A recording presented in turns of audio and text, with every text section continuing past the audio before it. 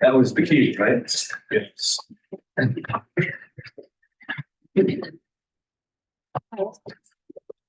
right, I want to welcome everyone here tonight and thank you for coming. We did let it go a little bit past 6:30. We're waiting for another commissioner who I believe will be here. He works late, so he comes in about at the top of 6:30. And it is a meeting, of course, it's going to be both the planning commission and the town council. I'll just give this up front. Initially, it is the regular monthly meeting of the planning commission. So we're going to be opening and doing our routine beginning materials. And once we get through approval of our minutes, then the town council will call themselves to order and be jointly participating in the meeting from there on. With that explanation, let's go ahead and you have the, okay, let's do roll. Chairman Kuby, Here. Commissioner Ball, here, Commissioner Bullock, Commissioner Williams, Here. Commissioner Washington, here. Okay, so 4 of the 5 are here, and I suspect that Ms. Bullock will be along before long, hopefully so. Could we all stand for the pledge of allegiance? Pledge allegiance to the flag of the United States of America, to the republic for which it stands, one nation, under God, indivisible, with liberty and justice for all.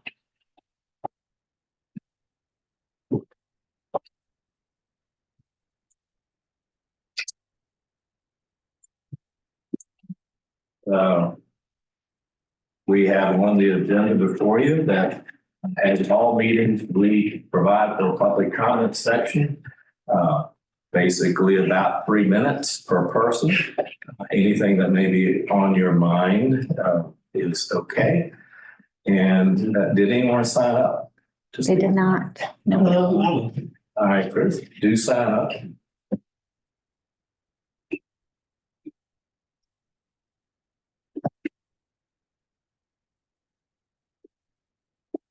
And I have one other person who's chat sitting over there that I want to introduce after you, Chris. Oh, okay. You go ahead. Yeah, I'm just curious to know what in your proposed comprehensive plan deliberations and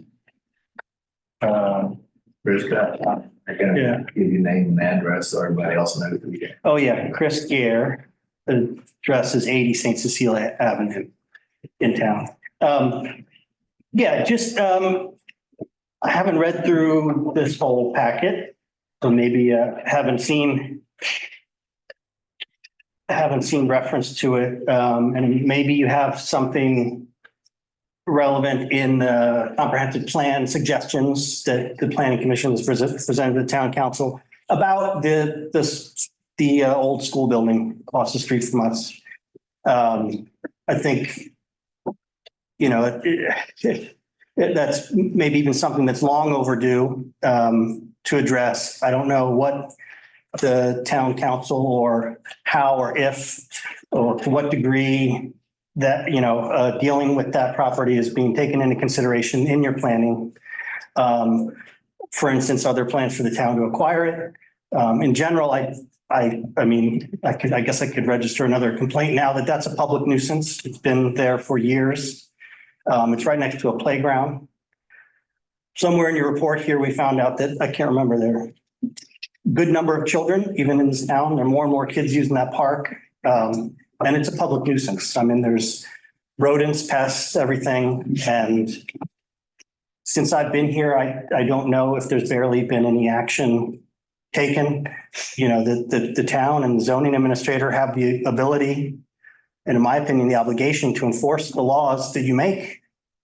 And I just, if that's addressed in here somewhere or in your plan, I guess I'll find it. But I'd like to encourage you to think of that as a very short-term goal or part of the plan is to deal with that, that public nuisance. Thank you. Thanks.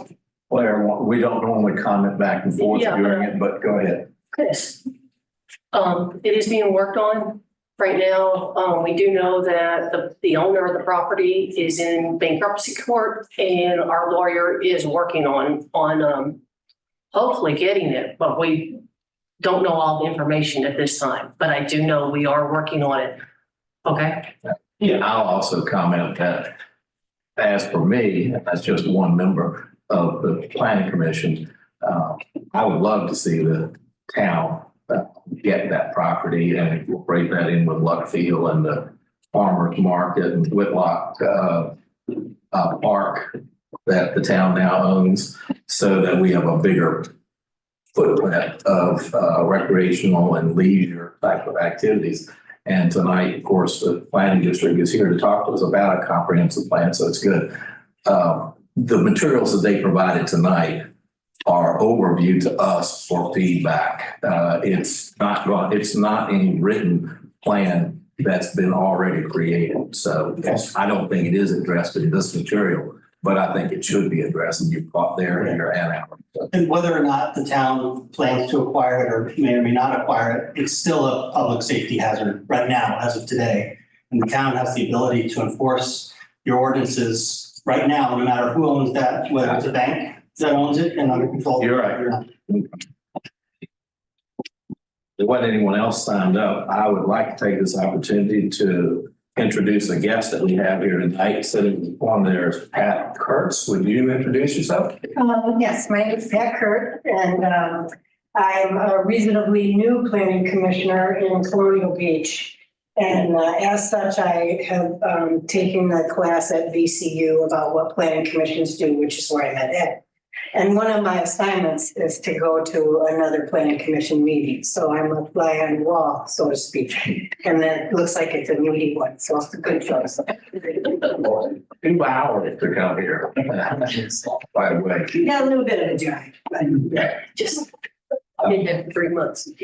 One of the interesting things to point out was I discussed with her there that wife and I had been out in the camper this past summer, and in Colonial Beach, we saw this big arch that was prominently over some brick facades on either side as an entrance to or gateway to the river, I guess it is. Yeah, where the main pier is, yeah. And that's a thought that we have to be able to put that on the Whitlock Park, because they gave us the property and we have to recognize, well, we should and do by contract have to recognize the name of the park as being the Whitlock Family Park. So that's an idea that Colonial Beach has brought to us indirectly.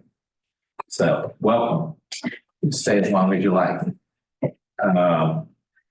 Let's see. So the next item on the agenda is the adoption or either adopt or amend the agenda. I'm hoping that the item basically to have the workshop to discuss where we are on the comprehensive plan, and then follow that afterwards with us just scheduling, doing our schedule for all of our yearly meetings, since there's a conflict, possibly a couple of dates, and then get that to be posted on the board outside as to when our meeting. And then adjourn. Is there any objection to that? Anything else that anybody on the planning commission has in mind or need to address? Okay, do not entertain a motion to adopt the agenda as provided. I move we adopt the agenda as written. Okay, Ms. Ball, then moving to adopt the agenda. Do we have a second? Ms. Washington has seconded. No need for further discussion. All those in favor say aye. We're doing roll call tonight. Do the roll. I know, but she's doing it. Yeah. Commissioner Washington. Aye.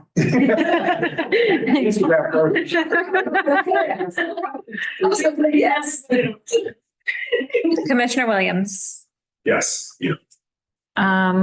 Commissioner Bullock, absent. Commissioner Ball. And Chairperson Kuby. Thank you. Okay, so we got that done. Approval of the minutes. The minutes have been provided to you for your review. Hope you have a chance to look at that. Are there any comments, additions, or changes proposed to the minutes of the January 25th meeting?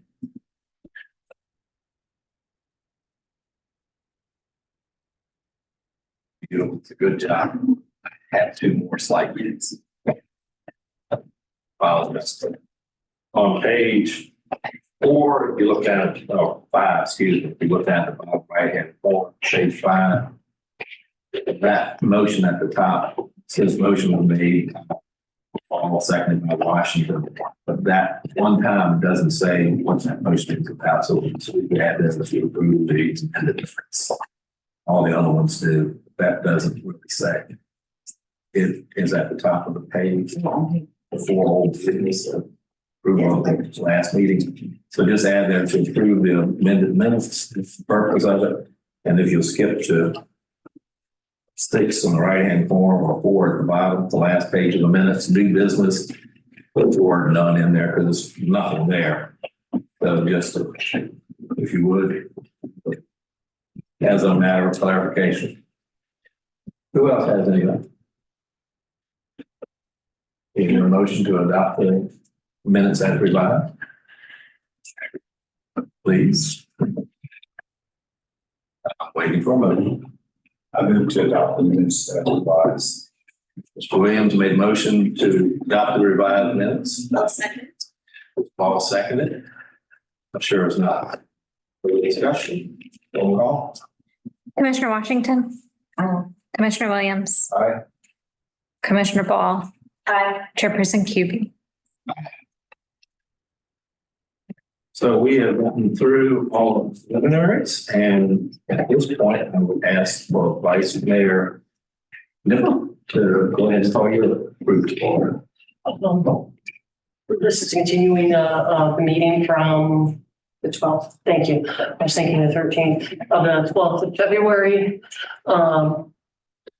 I have been informed that Mr. Chapman will not be able to make it here tonight. I'm not mistaken. Mayor Jarvis may make it tonight. So if you would please call roll call. Sure. Vice Mayor Nipper. Here. Councilman Chapman, absent Councilwoman Cubie, Here. Councilwoman McGee, Here. Councilwoman McCarthy, Here. and Councilwoman Covert is absent. So we have the town council in on the meeting tonight and the planning commission. So we have tonight 3 people, or is it 4 from the Thomas Jefferson Planning? Got 4. Are you leading or Sandy leading? Both leading. Who wants to take charge and tell us what we're going to be doing? Yeah, we'll let Curtis get things kicked off and let you know who's with you tonight. Can you? There we go. Yeah, I'm about to. Hello, everyone. My name is Curtis Scarpignato. I'm a regional planner with the Thomas Jefferson Planning District Commission, the TJPDC, and my colleague Sandy Shackelford will be joining me in facilitating this discussion today. And I'm also joined by 2 of my other colleagues at the PDC, Ruth Emmerich and Logan Endy. Very good. Welcome. Thanks for coming too. The floor is yours. We left a package for y'all to be able to see what's been provided to council and commissioners, and your 2 meetings are in there and they've had an opportunity to review. So Perfect. where do we go from here? Well, let's begin. So this is a rough outline of the, oh, it's showing up kind of weird.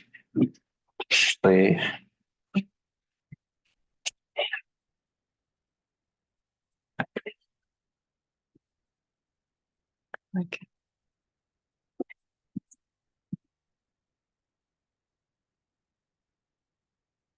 Thank you, Sandy.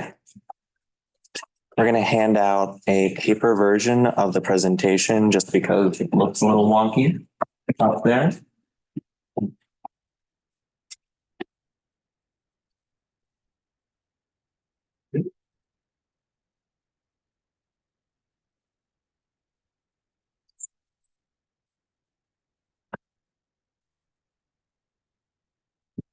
The screen size is incorrect.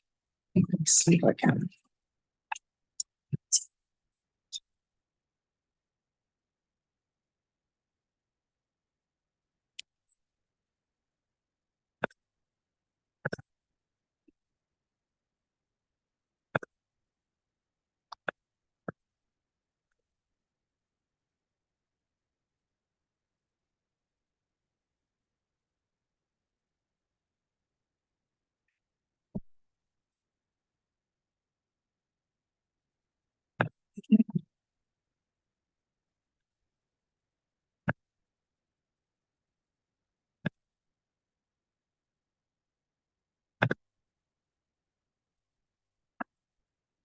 That didn't work. That's okay.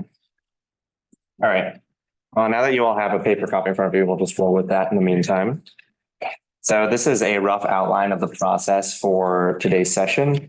And I want to be cognizant of everyone's time. So we're going to go through a lot of information with you all, but I want to point out that you all are welcome to provide feedback after this session. Whenever you get a chance, these worksheets in front of you that we're going to go through later. After the session, if you have any notes you want to share with us, just give us those afterward and we'll consider them too. So first thing we're going to do is review some of the work that the TJPDC has completed to date. And in your packets, you have 2 of the memos that we've already completed. And then secondly, we're going to review the vision plan from the previous comprehensive plan and reaffirm whether that still aligns with what the town desires in its comprehensive plan. Following that, we're going to discuss some of the guiding goals for the comprehensive plan. And then lastly, we're going to provide some feedback on general objectives based on what the Planning Commission has shared with us and our review of some related plans.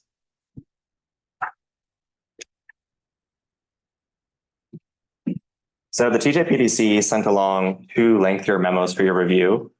The first of which is the review of the related plans, and the second of which is the review of the existing conditions. And the review of the related plans looked at other regional plans in Louisa County's comprehensive plan to find anything that might be relevant to the town of Mineral for consideration as we develop the comprehensive plan. The existing conditions memo looks at a variety of topics, including infrastructure, zoning, environmental conditions, just to provide some context on where the town is at currently as we consider where we want it to go in the future.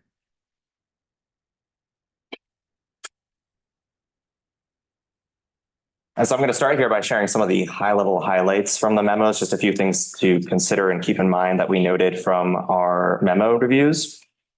So firstly, UDAs, urban development areas. Currently, Mineral is not designated as an urban development area. However, the town could become eligible for smart scale funding in the future for transportation improvements if it was to designate itself as an urban development area.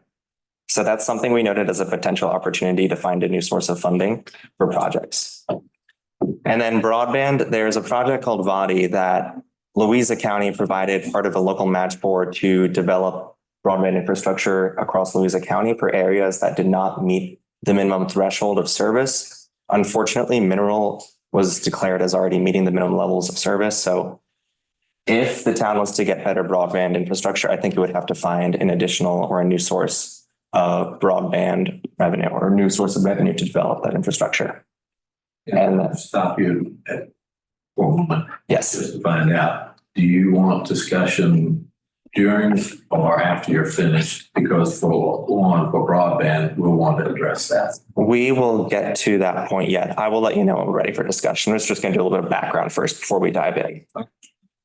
And then sewer and water is a potential limiting factor for growth in Mineral.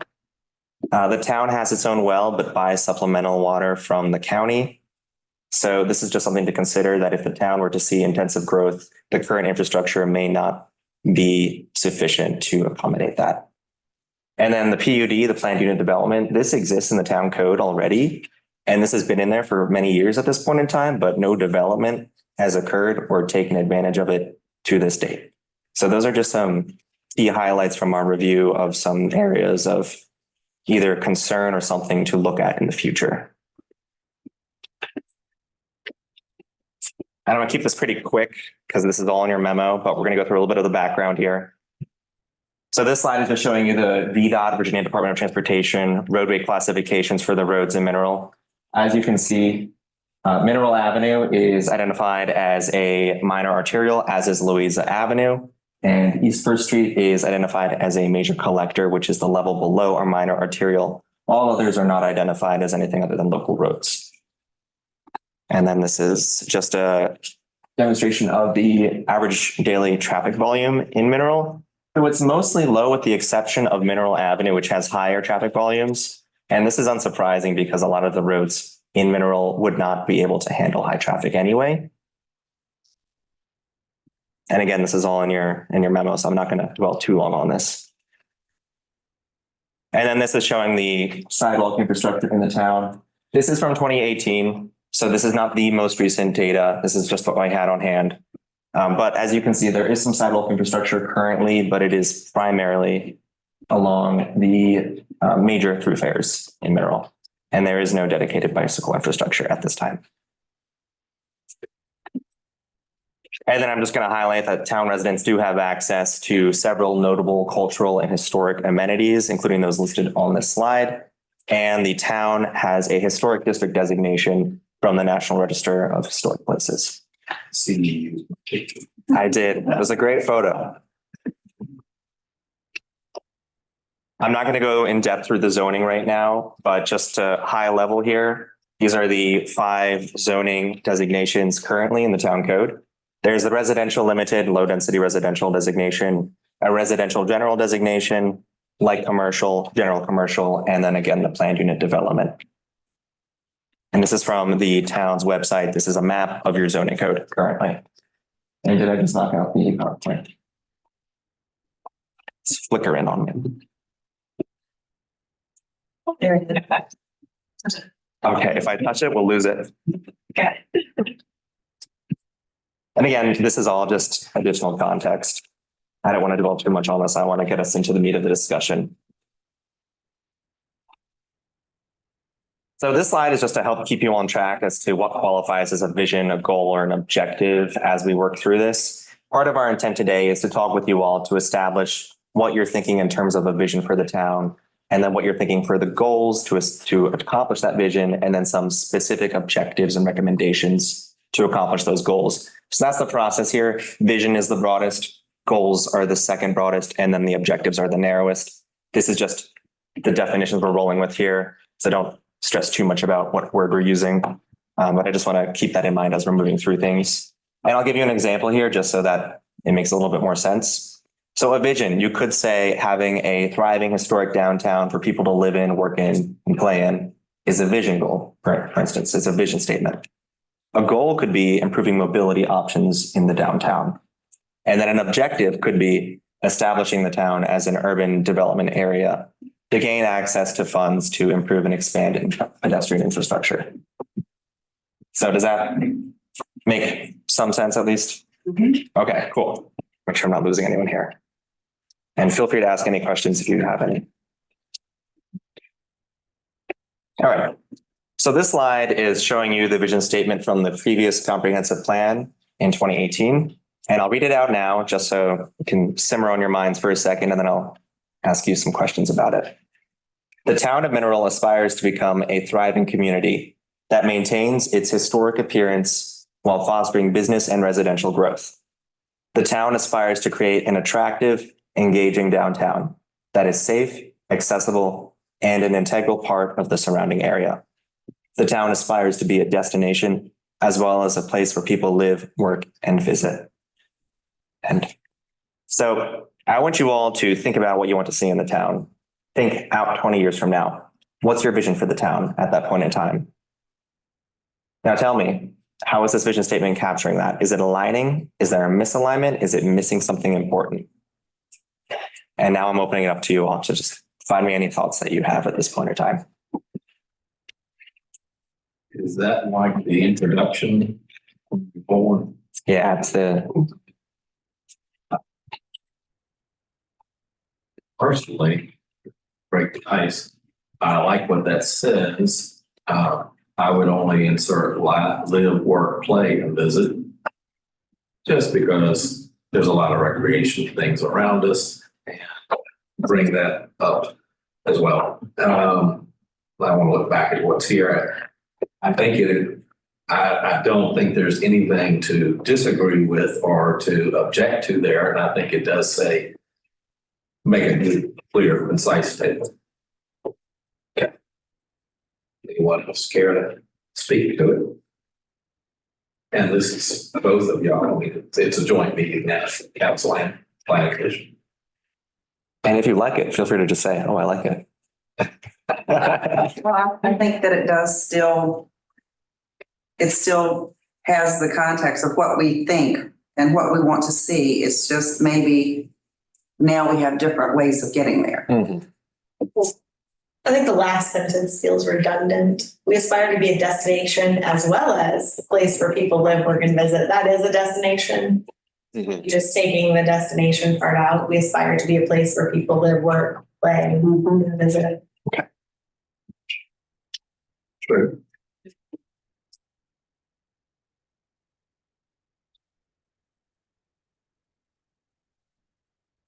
Anyone else have any suggestions? Destination gets you any grant. To my knowledge.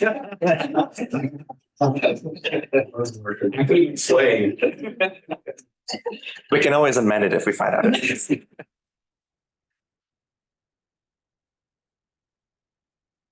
Well, from hearing no other suggestions, it sounds like I'm interpreting this as general agreement. Okay, cool. Great, we can move things along then.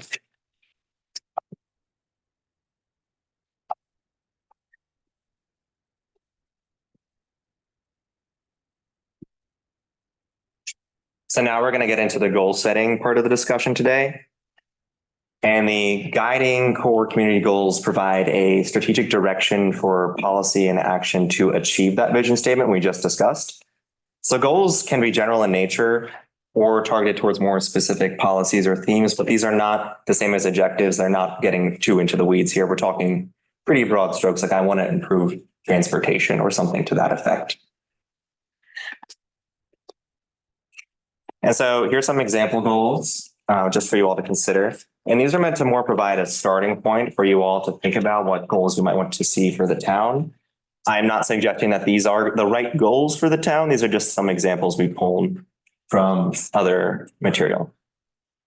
So as we continue forward, I was just thinking about that statement, and I think that if we could just back up, I think something really important for us to do what we're trying to do is be inclusive with all these people, drawing in different people from all different cultures and things of that sort. And I think if that statement's put in there, that will be something really positive for folks that are looking for, to be a part of the community. And do you mean something like just saying we aspire to be an inclusive community for all, just throwing something to that effect? Okay. Sorry. No, that's perfect. Any feedback is good feedback. Thank you. While we're on the vision, does anyone else have anything they want to add? No? Okay. And it's okay if you do have something after this too. Feel free to contact us after this meeting if something else comes to mind. I like what I see there, but yeah, take some time to simmer on it if there's anything else. All right, back to the goal setting. So my plan here is just to ask you for some feedback on these sort of one by one to see if any of them click with you, which ones do. And then after that, I'm going to go through and ask you all to tell me what I'm missing from these goals. What are some that are not listed up here? So we're going to start at the top with the grow as a compact, connected town. Do people agree with that? Are there some changes you want to change? Grow as a compact, connected town. Well, that would mean developing in a more sustainable, denser manner where you're not sprawling out as a town so much, and connected as in people are able to get around and move around is how I'm interpreting that. But if this isn't clear to you all, maybe we should change the phrasing a little bit. I just want to make sure we're all thinking. Yeah, totally.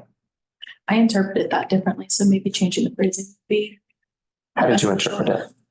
So connected to me, even though like now knowing kind of this setting maybe doesn't make as much sense, but to me, this was about like fostering the like small town connections, people having the opportunity to gather, get to know each other, having that kind of sense of community was how I've read that. That's exactly how. So maybe we do want that as a goal though. We do. I think that's important. I like the idea about connected town because I feel like once you get through Mineral Avenue, you kind of go, when you're driving other places, it's like it's not a part of.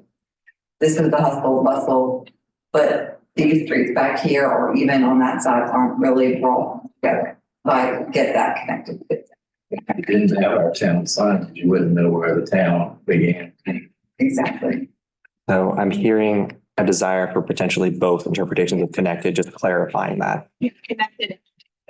Like that. Great. All right, let's move to the next one on this list. Plan and design with nature in mind. Super. Well, it hasn't been done, so. That's why we're doing the plan. All right, I'm hearing some positives on that one. Good things. It's what we need to do. It's what we need to do, yeah. It needs to be. Is there a way to, and maybe this is a separate goal, but plan and design with nature in mind? A caveat to that is also like, I've got to work through this for a second. So like the outdoor space, like inviting for people who want to spend more time outdoors, but like have things to do outside. So like there's a park and the park is wonderful, but it doesn't say come and spend time in the park. It says, hey, I'm a park and bring events to me. But what about people that want to just walk the park or sit on a bench or like, and can we do that with that park? Are you talking about Walton? Yeah. It is not, it belongs here. There goes that out today. So, But It also applies to like Feel and that part and the new one that we now. keeping on, like, how do you incorporate the fact that, yes, this nature design component, but having people that, you know, they can spend time outside. So how do you do that? Aligning go ahead. I was thinking nature trails. Yeah. Seeing if we could put some nature trails in the town, in and around the town. I could see, that would be something that we could do with, planning with nature in mind. actually, the Whitlock Park, one of a part of their, there were certain stipulations that they had for giving us the land. One of the things was to maybe have a walking trail around it. So you could make a walking trail around the exterior of that park. They said we could just put a pavilion there for the farmer's market. But that was more of a sedentary park. They had the idea that was supposed to be a sedentary park where there's a bench there, you go and sit there and you meditate. But they were talking about having a trail around the edge of it.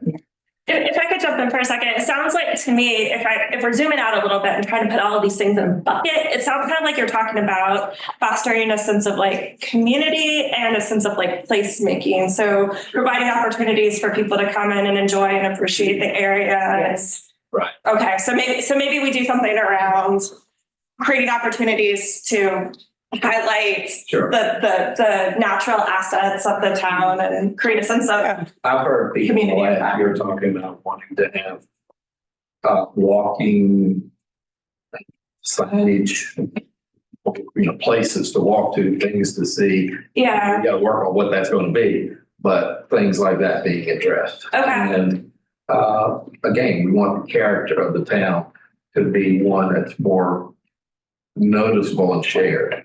Okay. Yeah.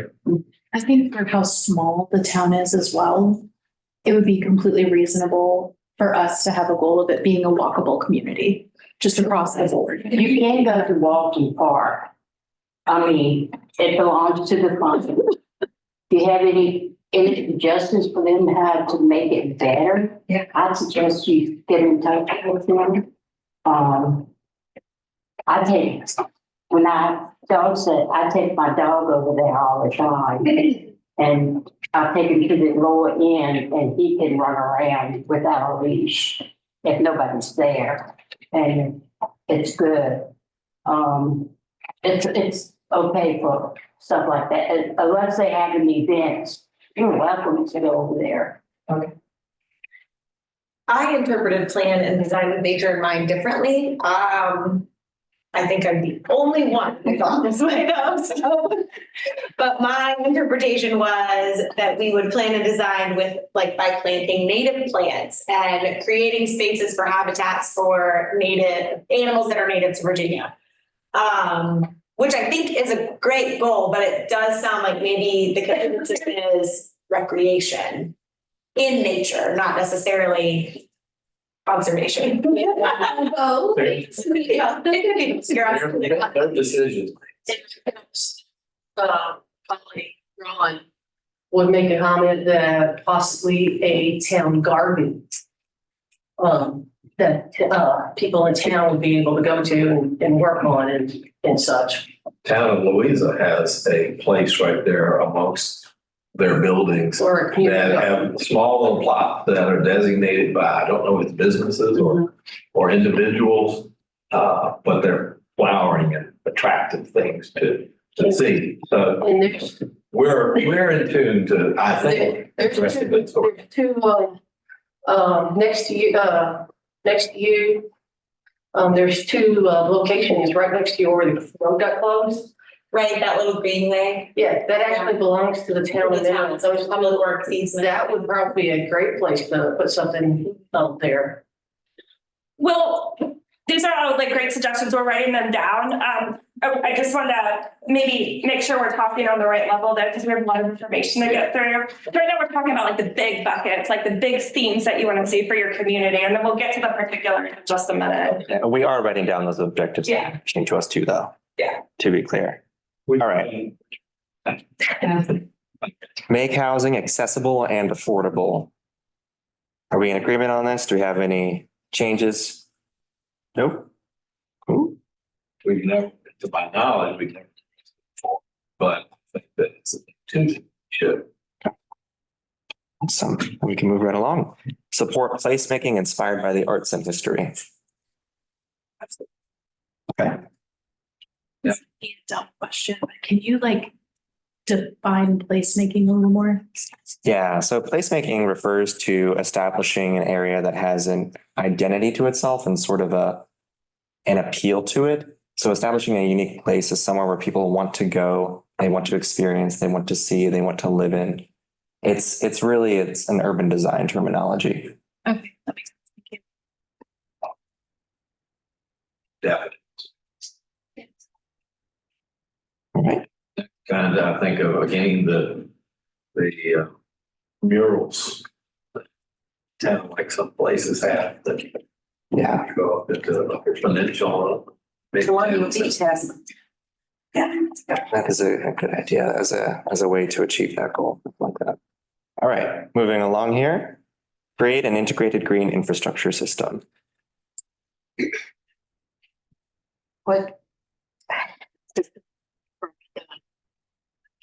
What I've heard about the green system is like want to ban all gas cars and whatever. Am I on the wrong track there? What did you find that for? I mean, that's, to me, it's stupid. Maybe what I'm hearing is that's perhaps not a terminology we want to use. If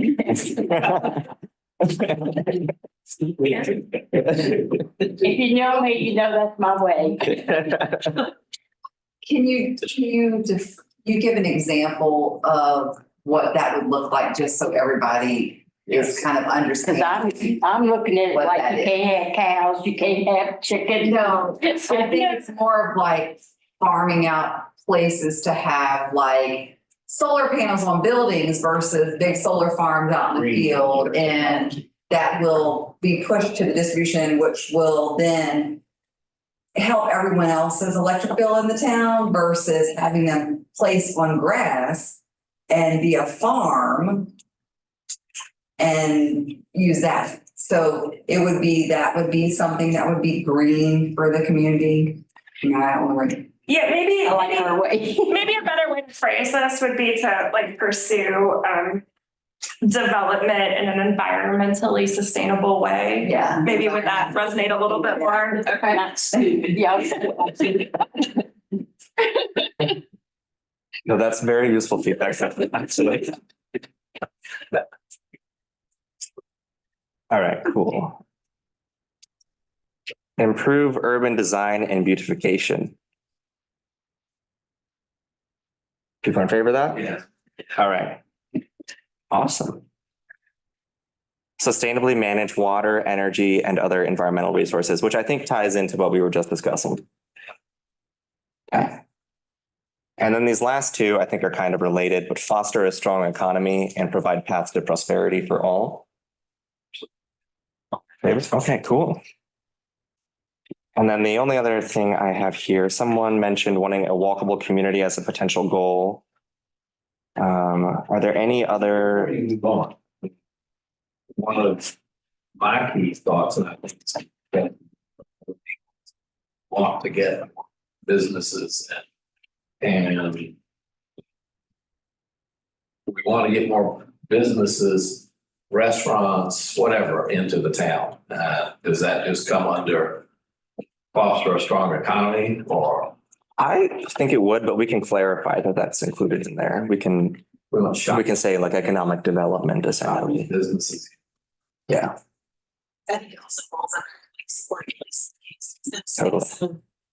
It's not gonna be bubble by Saturday.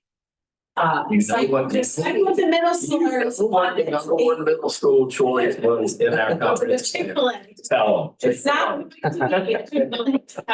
It's gonna be a small local place, so then it falls under dollars.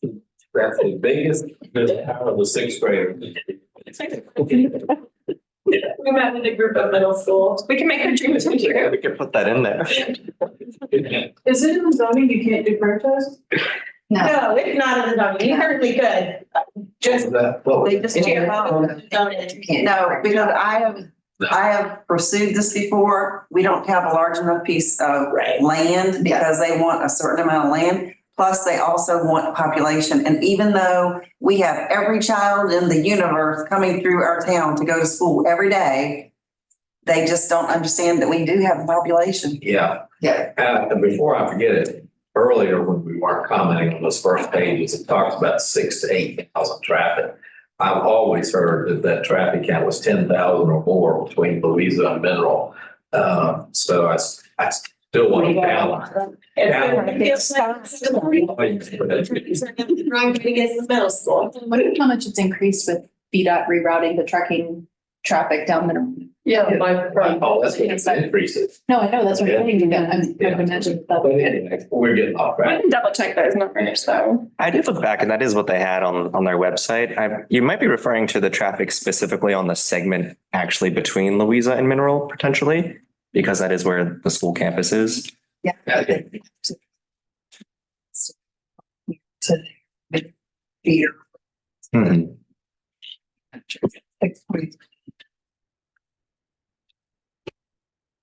If that's important, you can ask VDOT to do an updated traffic count. Yes, for confirmation of what they think about it, because greater numbers would be helpful as far as justifying things like that. That's why you can't get the restaurants in here, because there's not enough clientele based on traffic. Yeah. And They do it in July and we get. That's right. And I will say, when I was looking at the traffic count, some of the roads in Mineral haven't had a traffic count done in over a decade. So Yeah.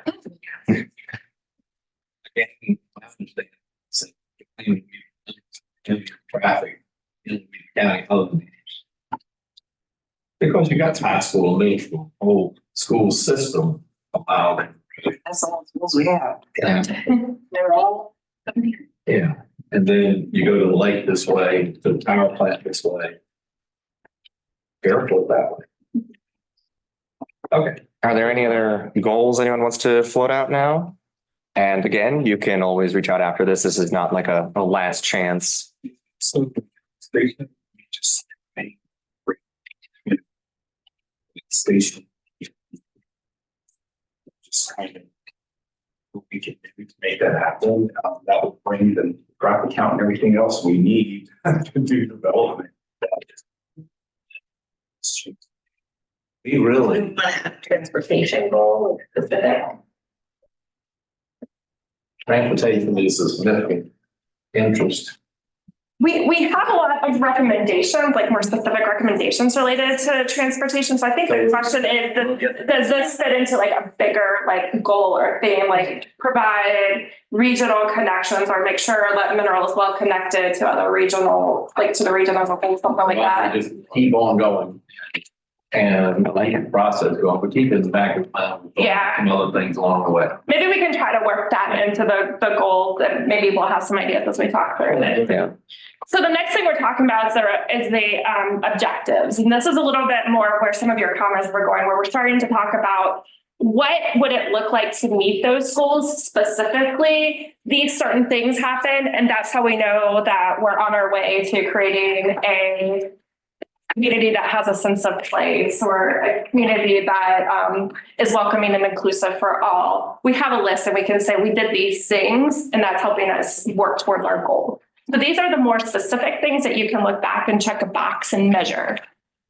So what we did was the objectives that we have developed were put into this packet, and we're going to talk through these. There are a lot of them. I'm going to try to help facilitate us through this in an efficient way. But really what we're going to be looking for is where there are areas where there's maybe some additional discussion. If there's a lot of consensus along specific areas, we don't need to spend a lot of time on these. So we divided these into different categories. The objectives that we are talking through today came from your previous comprehensive plans, came from other regional plans or local plans or related plans that are relevant to you all, in some cases statewide plans. And they came from the list of feedback that we received from you all.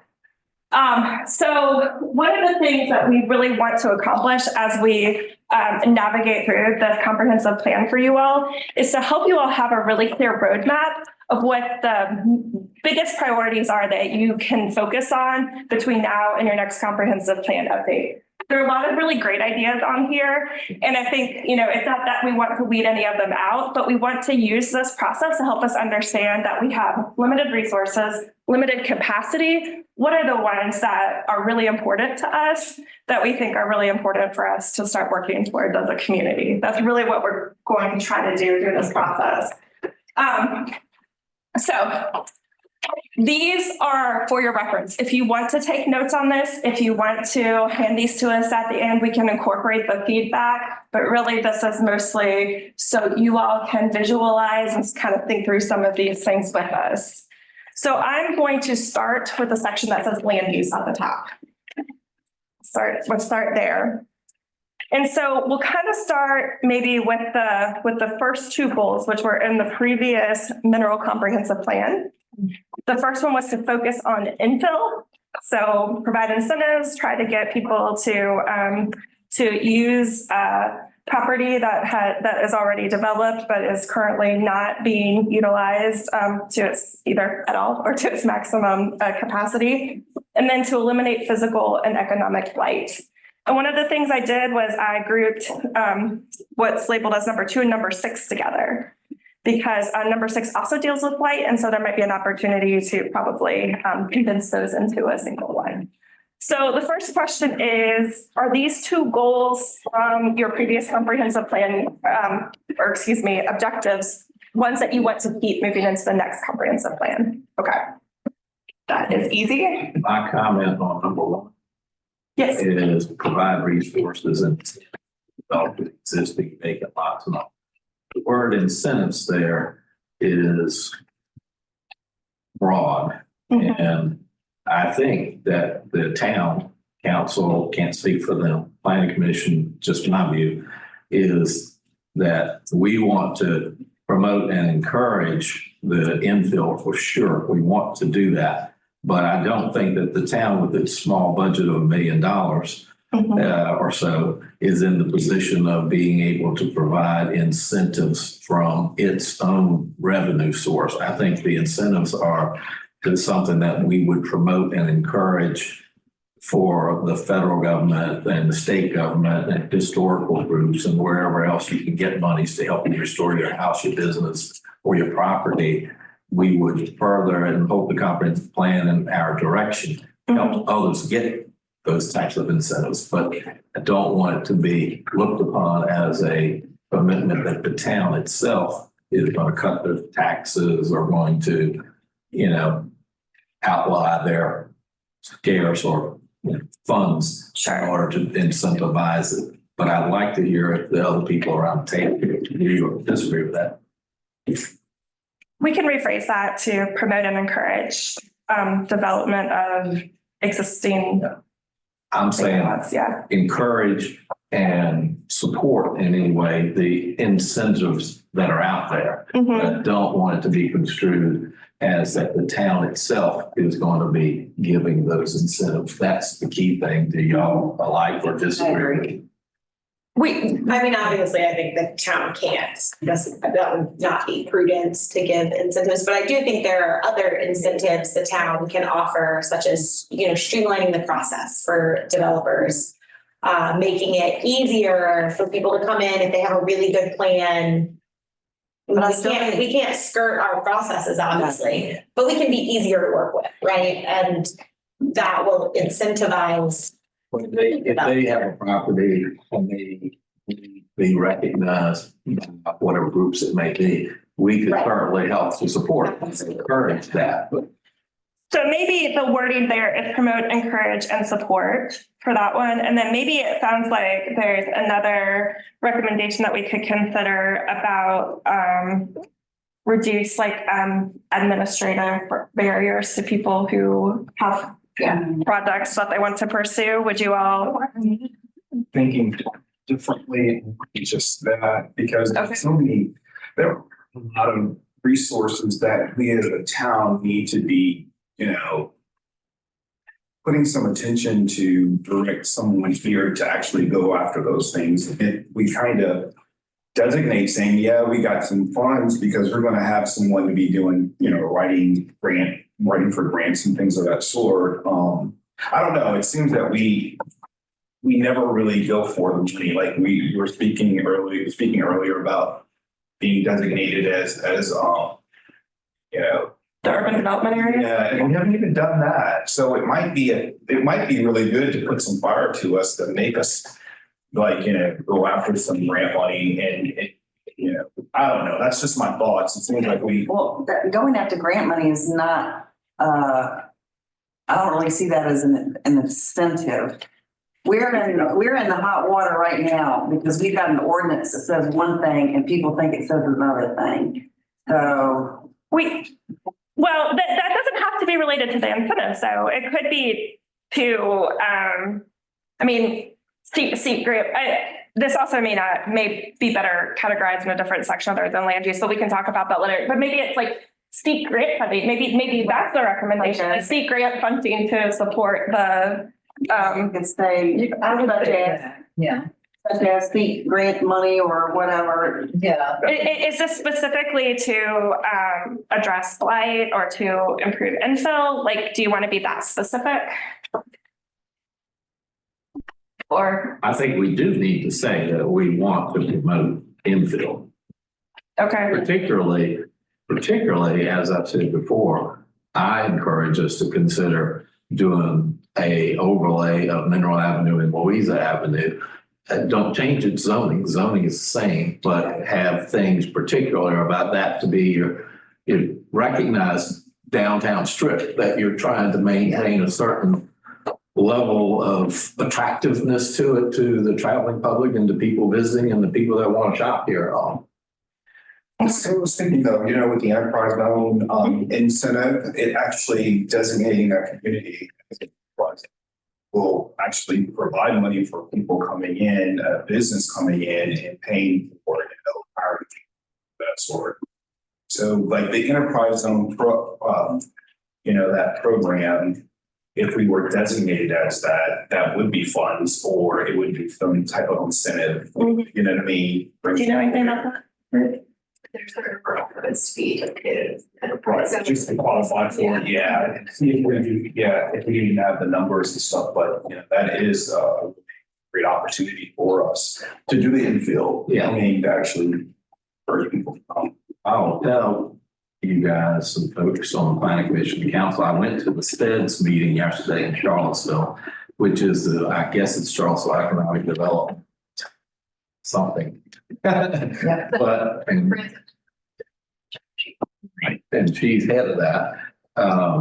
And it was an eye opener as to how many different things that there are ways to search for and seek funding. What my understanding is your best way of being eligible for that is to incorporate and get involved in these types of things that have been brought to us by the planning, by the TJPDC, 6 or 8 different things. And, you know, all of them have monies in certain ways and all. So, yeah, we need to do some more designations we don't have right now. They've already brought up 1 or 2. Urban development, that's one. We need to do those things, I think, to open ourselves up to the availability, because only by being ahead of it and getting it in your comp plan, are you going to be likely to be eligible when you want and find something that interests you. So we have a couple of things that we'll work on some language and add in related to those. And then, of course, we'll send this back out for you all to vet. They might not be in those land use category, but we'll find the right place for them. Okay. And then we'll kind of, is everybody in agreement that we can kind of combine 2 and 6 together, make that one? Create an overlay district. I think with this one, I really wanted to take a minute. I think when we do the final wording for this, it's helpful to have the context, but we probably want to focus on more of like what the positive outcomes are, not what we're trying to maybe restrict to some extent. So when you talk about the overlay district, I know it says no multifamily housing or townhome. My interpretation of this, correct me if I'm wrong, is that you want to achieve or you want to maintain kind of the historical downtown neighborhood feel of the area. Okay. And maybe. And we're not negative to right complexes and sure rental. Any of those things. There's plenty of area in the town, yeah. But try not to be having there on the street that you're trying to have the appearance that attracts people to come visit. Sure. Yeah. I think the only question I had related to that was in one of the other sections, there was some discussion about doing like mixed use developments. And so I just want to make sure that that those aren't necessarily in conflict with each other, because those could also include multifamily as part of those mixed use developments. Right. So I think it's more important to focus maybe on what you're trying to achieve from this and make sure that that's what's being supported. So Charlottesville, for example, downtown has mixed use development where they have their pedestrian mall.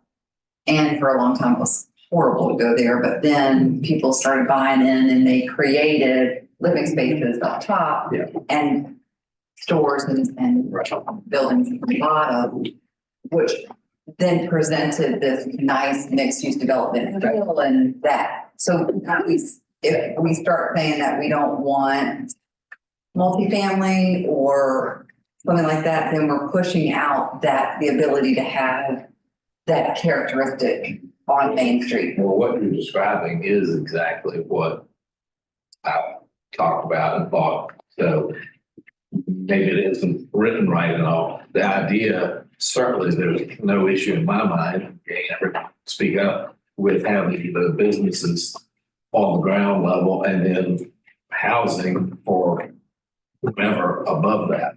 That's the I'm sorry, you said something? I was just checking. Yeah, I think that we might. In that building, It was. there's a station, but I know people that live They there. have, yeah, I don't know if they still do, but but that will be encouraged. That's done in lots of places. Yeah, what I was talking about is not having an apartment complex. All right. Yeah. But this is a mixed use development is a little bit different. So when you start saying multifamily, then you're talking like apartment buildings, but mixed use can have multifamily as well. And so how do you make it so then that code would have to explain what it looks like in those things? Yes. So just as an initial kind of effort to get at what both of you all are talking about, maybe one way to reframe that would be to promote mixed use development in the downtown area in a style that is consistent with historic neighborhood character. Yes. Okay. Well said. In downtown area. Okay. Hopefully we'll be able to move faster through some of the others. Foster the economic development of existing businesses. Any concerns with that one? Which one are you on? Number 4. Number 5, one thing I wanted to clarify is proactively encouraging new commercial and residential development in the town and the maintenance and expansion of existing structures. I don't think there's any concern with that. I think maybe one of the, well, I can hear from you all if you have any thoughts, but a couple of questions that I had, first of all, is that what does proactively encourage mean in this aspect? Is that also seeking grant funds or trying to proactively attract people to come in and utilize those properties or to maintain them? And then the other question I had was about all properties in the town of Mineral shall be properly managed and maintained by their respective owners. And I think one of the things I wanted to clarify is that are you thinking about like a property maintenance code, which might be challenging to enforce? Are you thinking more about addressing more significant? HOA. Yeah. Are you thinking about like addressing more significant blight? The last comprehensive plan. This was a recommendation from the Planning Commission. Well, I think that for me, I see that it's coming from the old school that burned down. I mean, if it's there and it has been, that's in the back of everybody's mind when it comes to that kind of thing. So I think addressing blight is more of than specific maintenance, HOA. Okay. But I think proactively encouraging new commercial and residential to build or whatever in accordance with or in keeping with historic downtown center is to try to not have, glitzy modern structures to be stuck in with things that are more historical looking. So have some sort of expectations, but I don't want to, and I don't foresee the town would ever want to have, an architectural review board or an HOA type of situation. So is that kind of similar then to number 3, where you're creating an overlay district? Would creating an overlay district address that concern? So maybe we can eliminate. That's what I was hoping. Okay. It sounds to me like maybe you also would want a form-based code. And that regulates the structure of the buildings such that they comply with the type of architecture you want to see in the area, such that it looks more historic, like it aligns with the historic building structure. It sounds like that could be something you would be interested in, if I'm hearing correctly. Basically, and this name means nothing, but basically if McDonald's wanted to come, they wouldn't stick up a normal McDonald's, they'd stick up an attractor. They'd have to. We are satisfied with the meats, which is what they do in Manassas. So instead of number 5, I think we're breaking it out and we'll create a recommendation around addressing blight. And then the second one would be to, we have the overlay district already covered and we can add some language about considering form-based code for design standards for the downtown area. That was my idea about overlay, because I just didn't know how to separate those 2 streets, Mineral Avenue, Louise Avenue, First Street, that's in between, into having a different standard applied to it. You wouldn't want to be that strict, if you want to call it that, on the rest of the town. Yeah. You want to keep that as your, your core to, to create a. To create that sense of the historic areas. And then number 7 through 12 all came from the Louisa County comprehensive plan. My thought on reading these is at least I think number 8 is already covered through the others discussion that we had. I think numbers 9 through 12 are maybe a little, 9 and 10 are a little bit less specific. So I don't know if you all really want to maintain those, we can. I don't know that they add a lot without some additional context. I would comment that is in the Louisa County Comprehensive Plan, just like you've got their safeguard historic resources. I would like for ours to be just like that, plus more, and if we want to be more specific, because what I want is for Louisa County to recognize it, just like We want Okay. Mendel to recognize it Okay, so you want to keep that? Keep number 8. personally. What about 9 and 10?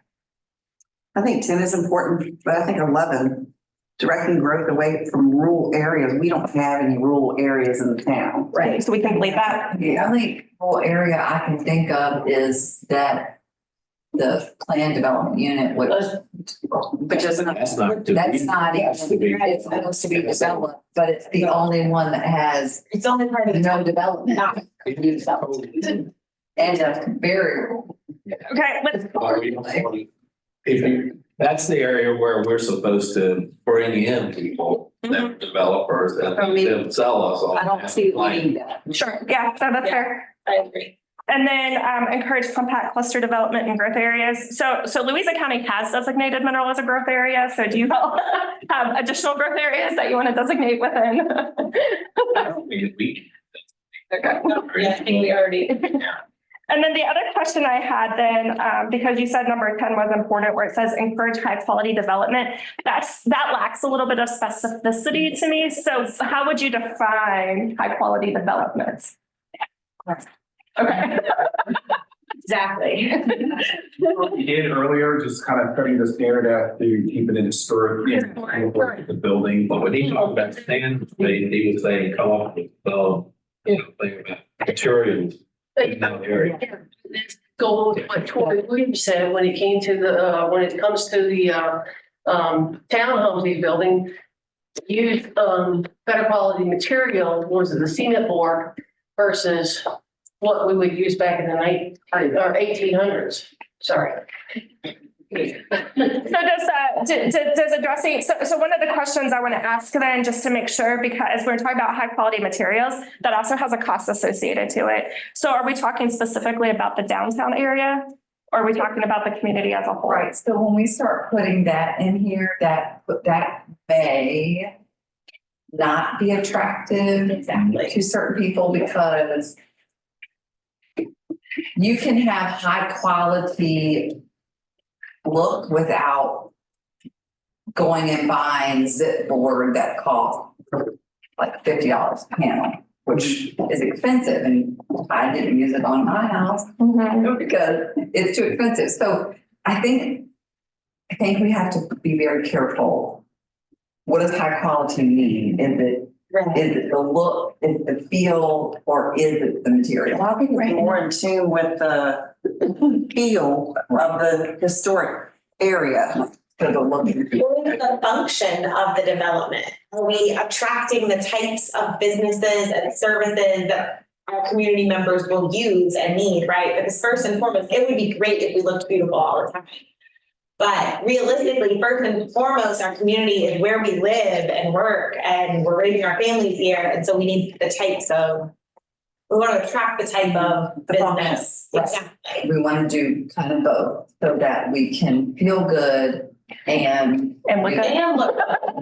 and look at It's important that we also don't contradict ourselves with the affordable housing too, is the other piece of it. Yes. We have affordable housing in the, when it comes like the light commercial through.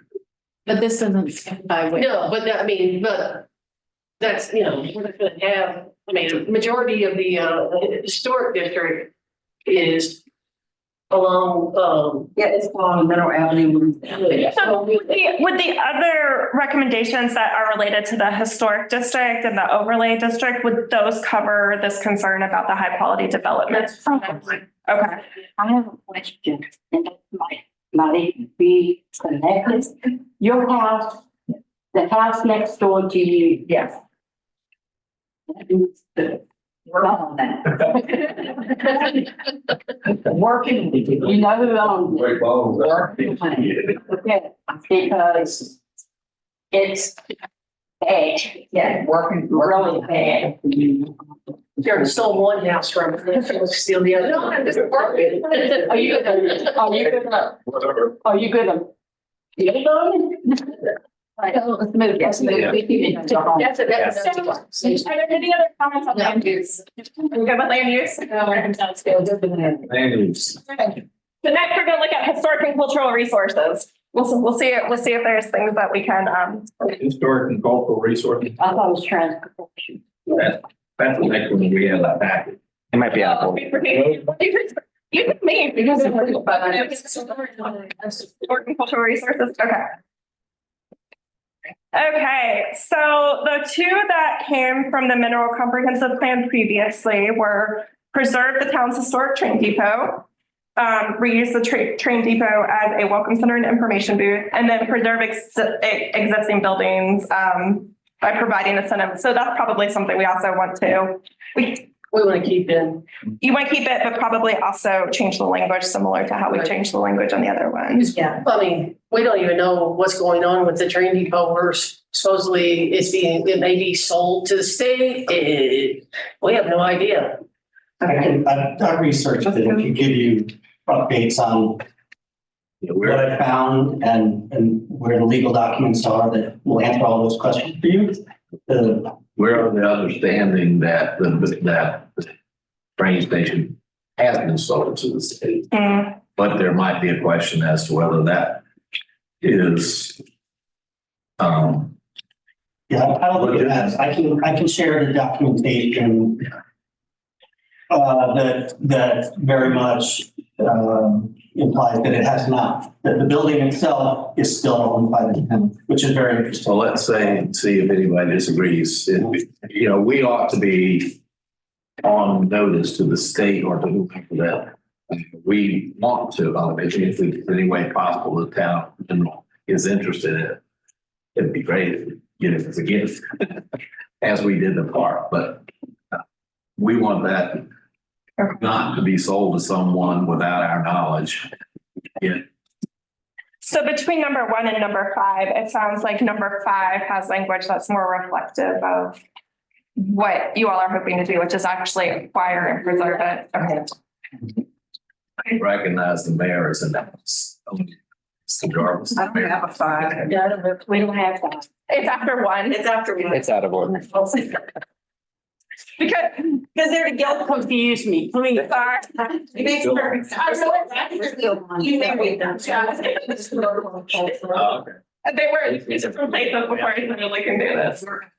Oh, okay. Okay.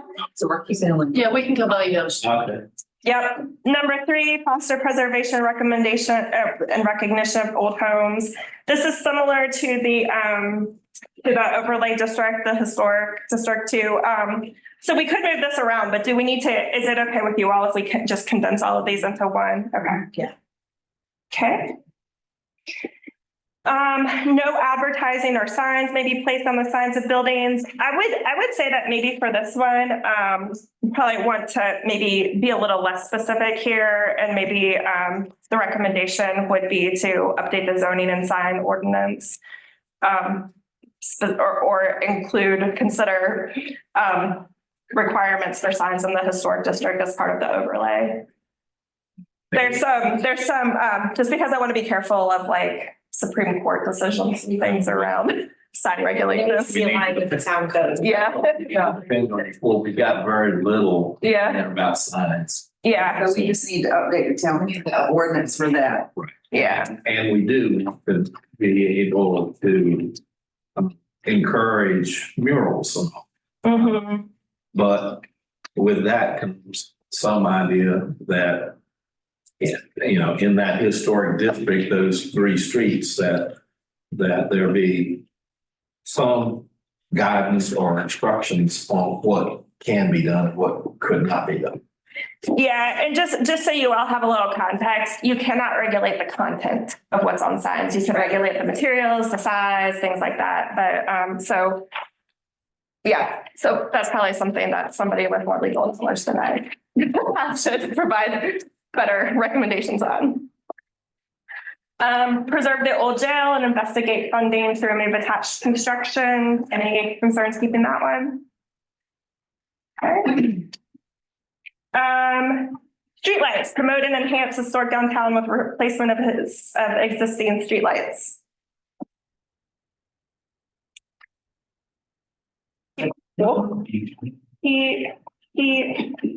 The facade outside materials of the historic downtown buildings should be constructed and maintained in keeping with the time period. So that covers the design standards. So we can probably, is it okay if we condense this with some of the other recommendations? Okay. Foster and promote infill. We had that earlier too. Yeah, this one is a little bit more specific. Do you have a preference between this one versus the other one?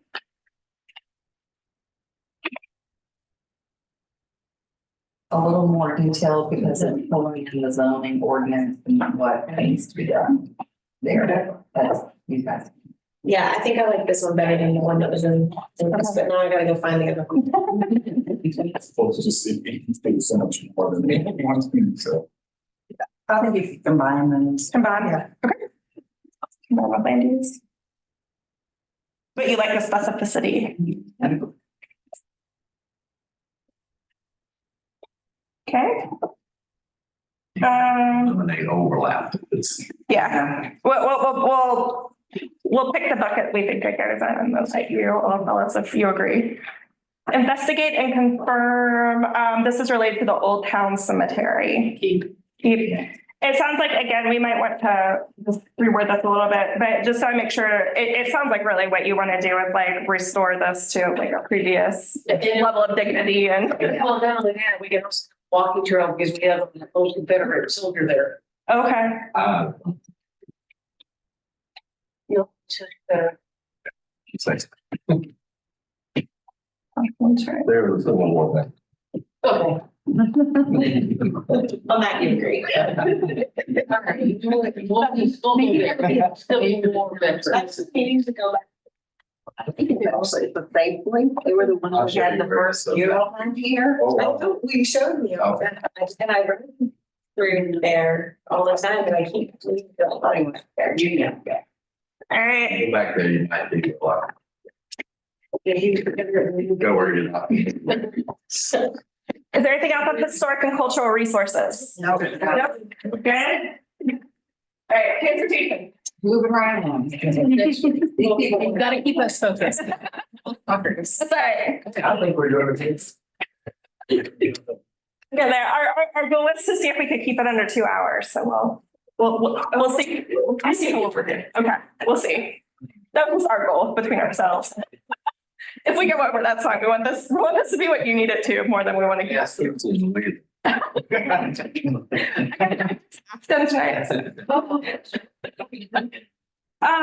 already talked that building and improving pedestrian facilities. It sounds like that's still a pretty high priority. Pursue roadway improvements and stop bike lanes along Mineral and Louisa Avenue. One of the things I might mention for all of these is because it takes a really long time to do anything with transportation projects is we might want to, I don't know if you feel strongly about actually saying build and improve, or if you want to say like seek funding or. I think we need to say seek. Yeah. Seek. And we do want, along Mineral Avenue, the street's so wide, we do have always thought that we needed a bike route. Okay. We do absolutely need for safety purposes more crosswalks, particularly around the stoplight, the one stoplight in Mineral. Yeah. Install traffic calming measures. So that might also be something where we just want to change it a little bit to like work with VDOT to explore traffic calming. Yeah.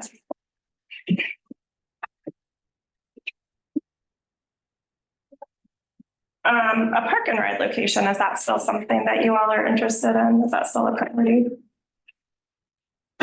Was that in the previous plan? It was, yeah. I guess in order to do it, somebody would have to locate it or they will. Yeah, I don't know there's a spot. Okay, maybe remove that one. On park or ride? Maybe it could be right outside this. Well, you get the train station. Love the county. That's true. Yeah, because that's the next one, it's the commuter train, this number 5. Yeah, go there. It's you, get some storefront, stores there. Number 5, is that one y'all want to keep?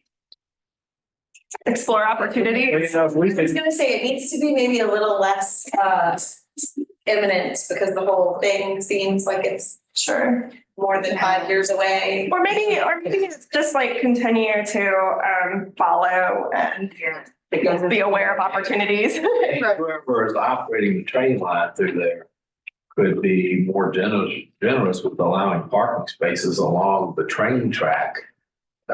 That there is no parking there. Now you might pull off the road. There's no designated parking, particularly on the fire department side along the road all the way up there. So you might be able to get some downtown parking or parking for park and ride or whatever. No, I don't think. Okay.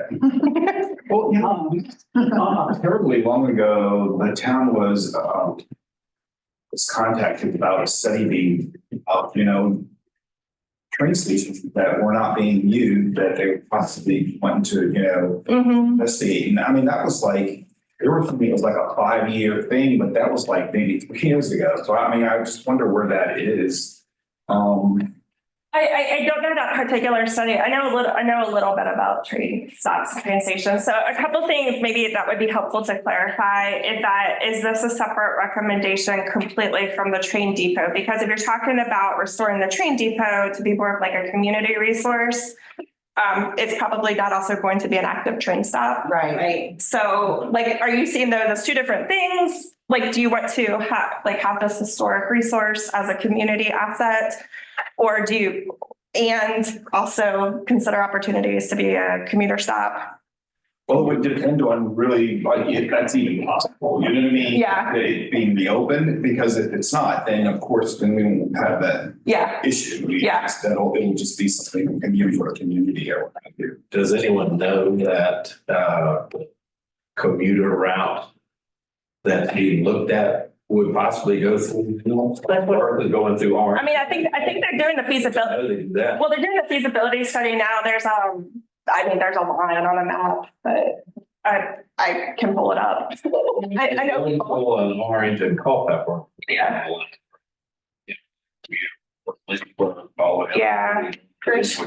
Yeah, I know a little bit about it. Right now, there's no funds being planned for anything other than studying to place commuter access between Doswell and Clifton Forge. Then I would say, let's just. So there's no money being allocated to doing other than study if and when there may or may not be commuter access granted, but they're studying. By comparison, there already is money and plans, and they're moving forward, creating the commuter lines out of Washington DC down to Doswell, and in some other parts of Southern Virginia going down towards Blacksburg. I don't think that this particular commuter train thing would ever happen before we do the next comprehensive plan. So I don't think it needs to be in there. Is that concurrence? I think that's fine. Okay. Town possession. Town possession. Well, remember, if it's not in the comprehensive plan, it doesn't mean if the opportunity happens, we can. Correct. You can amend comprehensive plans, yeah. Exactly. Yeah. So number 6 is very specific. And one of the thoughts I had is that there are some programs available through the state to sort of help communities plan what kind of transportation resources they want specifically for things like multimodal connectivity through small areas. So there are grants through the Office of Intermodal Planning and Investment, specifically to help localities that are interested in establishing urban development areas, which is something that we talked about, to identify what those improvements should be. There's a grant program that VDOT administers called Ready, Set, Go, which is intended to help smaller communities sort of identify and develop projects that they can then apply for grant funding for through the state. So this is really specific, and I don't know if it's based on like engineered feasibility studies or anything like that. So one of my suggestions might be that we focus more on pursuing some of these other resources to plan and prioritize the multimodal connectivity. Absolutely. Okay. It's more detailed, sure. Yeah. I think what we do need is to be selling VDOT on the idea that they need to take the interest that we can't get crosswalks. And again, really pursuing, I don't know if we have this as a specific recommendation or not. We probably should add it as to pursue becoming established as a UDA. because that gives you a lot more opportunities, yeah. So, and then number 7 and 8 are both related to truck traffic coming through Mineral. So one of them is promote and encourage the development of a traffic bypass, and the other one is a restriction on tractor trailers. And again, I think maybe bypasses are expensive to build. I don't know how feasible that one would be. So maybe we could generalize this a little bit more to continue to explore opportunities to reduce truck traffic through Mineral. That would have, well, the bypass, I think, would be VDOT with a smart program. With smart scale, yeah, but that's a competitive program and it has to meet a need. And there are, I don't know that it would be competitive through smart scale. So again, I think you can broaden that because it sounds like really the concern is the truck traffic, and maybe anything that can be done to address that issue would be Truck traffic the goal. down is a safety issue primarily because of sharp curves and the high railroad track that long trucks have to go over. We had electric poles knocked down at the traffic light and in front of the fire department because it's too narrow for them to turn. So then we go 2 or 3 days without electricity. So I just have a thought. I want to put it out there because I know I don't want to waste your time. So the traffic is obviously coming off 64 down through Gum Springs to hit 522. Why? My thought is, it sounds like VDOT has pushed it this way so it can hit up to past the high school to go that way for whatever reason. Why would it not just go straight down 33, then back to the town of Louisa? And why through the town of Well, I Mineral? think because it's 522 going north. I think because all of that traffic is going north to Orange and Culpeper, and a lot of the trucks that come through for like the areas, all those nursery bottles. So turning out there and then going, And then they're also coming from Culpeper area that way, and then they come in front of the fire department, knock that pole down, and then they'll turn and to go to Louisa. And the issue is that the county is advocating and has requested to make all truck traffic on Choppings Road stop there and go down. You go through Mineral. Instead, because those roads are narrow. They are, but this is forcing them to now go that way with GPS. It's shorter to come through us. So maybe keeping number 8, or maybe generalizing this a little bit more, or maybe it's more of like, get you all and VDOT and the county VDOT will never stop trucks from coming through.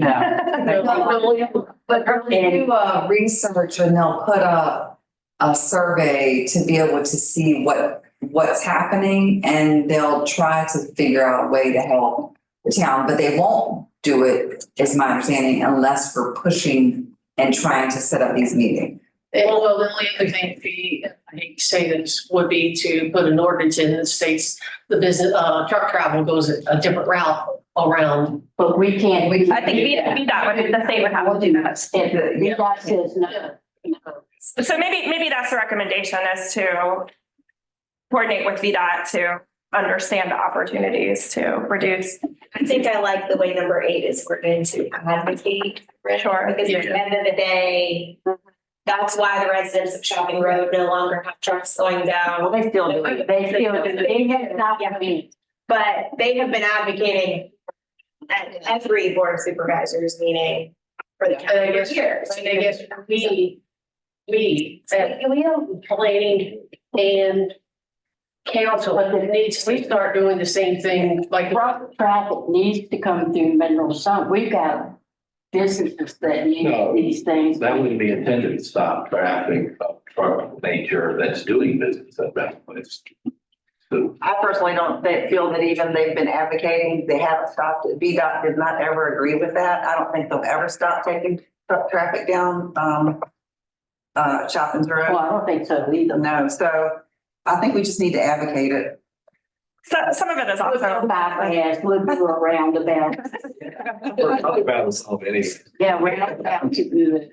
We went to the government transportation conference, the federal highway administrator, like the national one, hit attachment when in doubt roundabout, so. We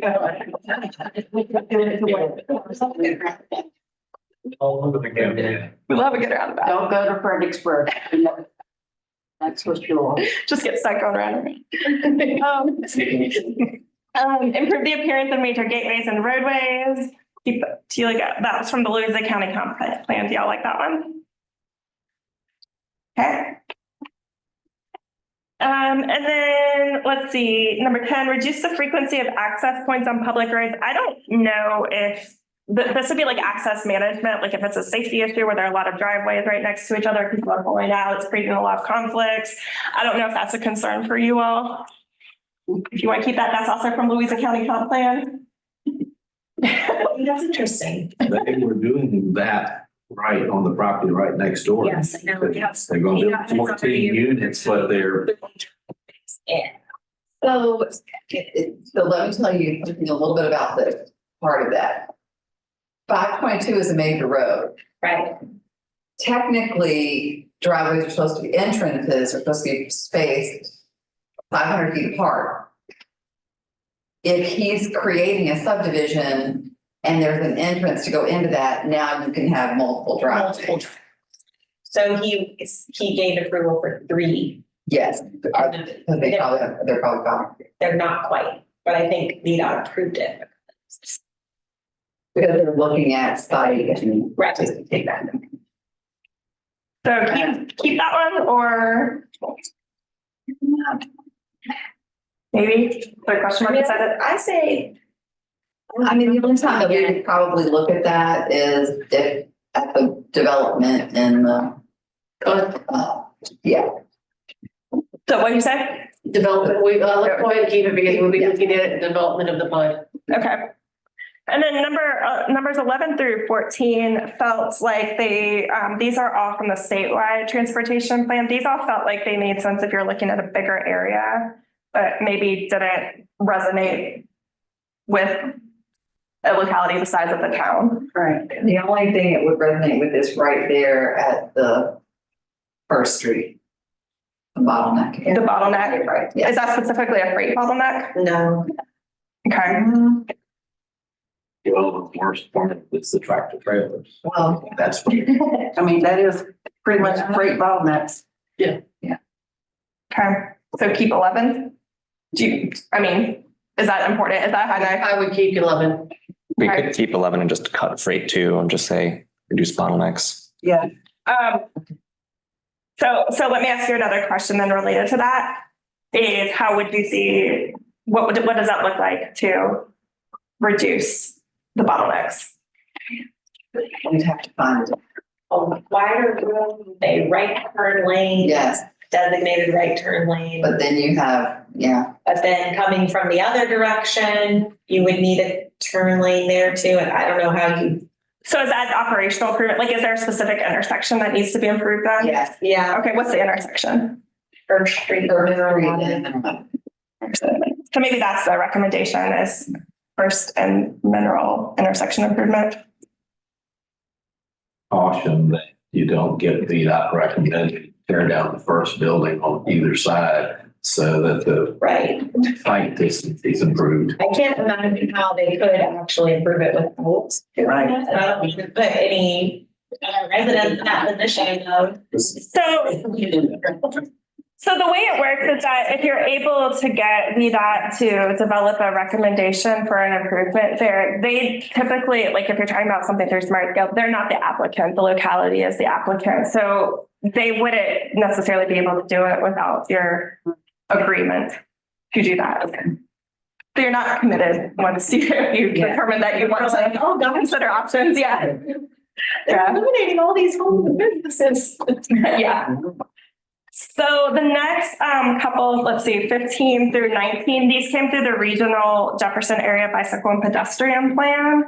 So these are all bicycle and pedestrian improvements that have been identified. We can keep these, or we could also consider combining those with number 6 to kind of look at doing finding resources to do a multimodal prioritization or identification process.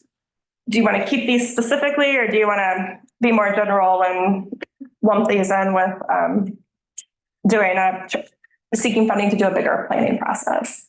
We want to keep, I would think, the connection with that Route 76. The first one? Okay. Definitely 15, yeah. Okay. What about the other ones?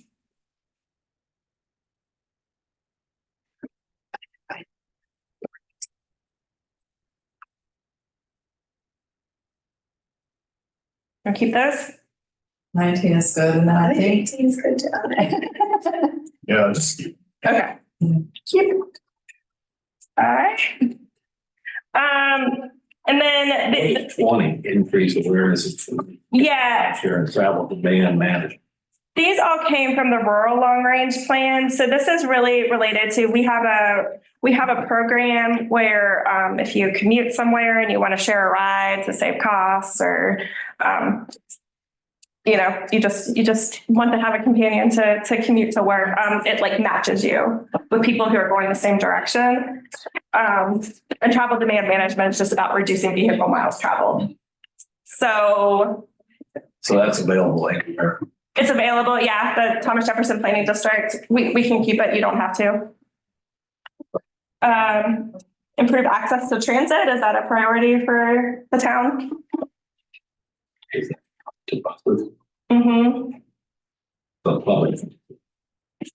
Yeah, for this area, it would be through Jaunt. yeah, I think we should Okay. definitely. Yeah. Okay. And then number 22 is a little bit general, so we can talk about this a little bit, but it says ensure diverse needs of a changing population are met. So specifically, that's looking for people who maybe don't have a private vehicle that they can get around. The TJPDC is in the process of developing a new mobility management program, which is specifically intended to help provide ride matching services for people who are elderly or disabled. But I'm forgetting that. so keep this one. Absolutely. Okay.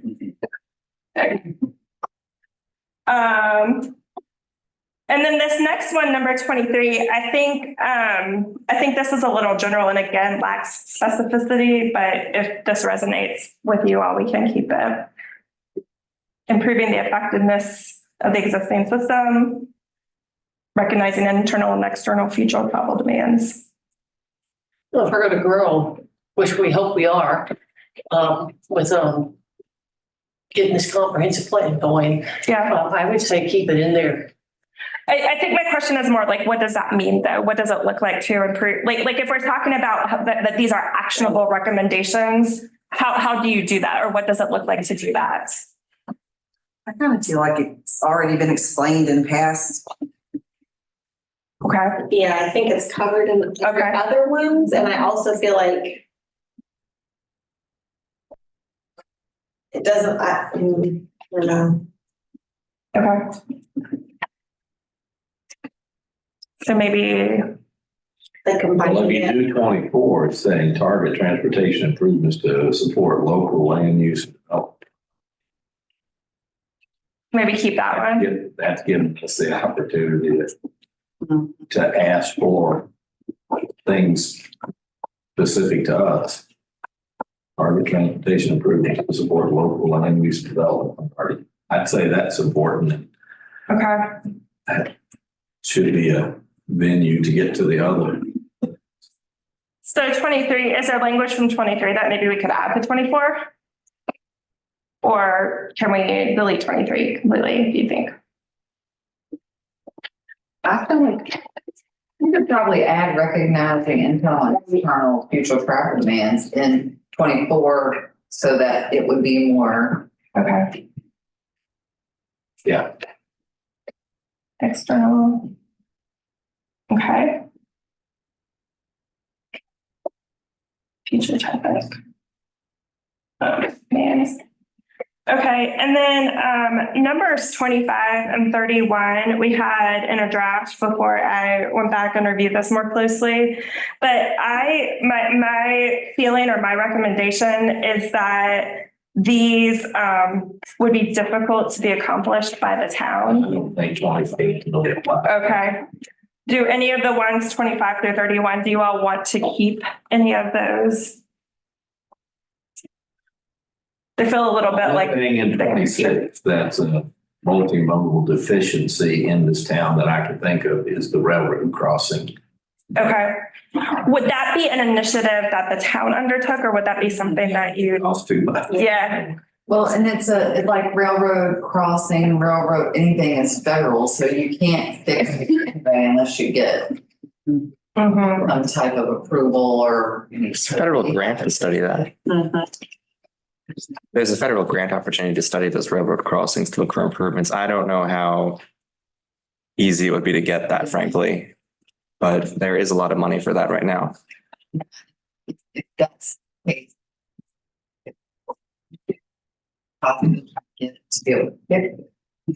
So this might be to explore grant resources to improve the rail crossing. Get rid of bridges and whatever.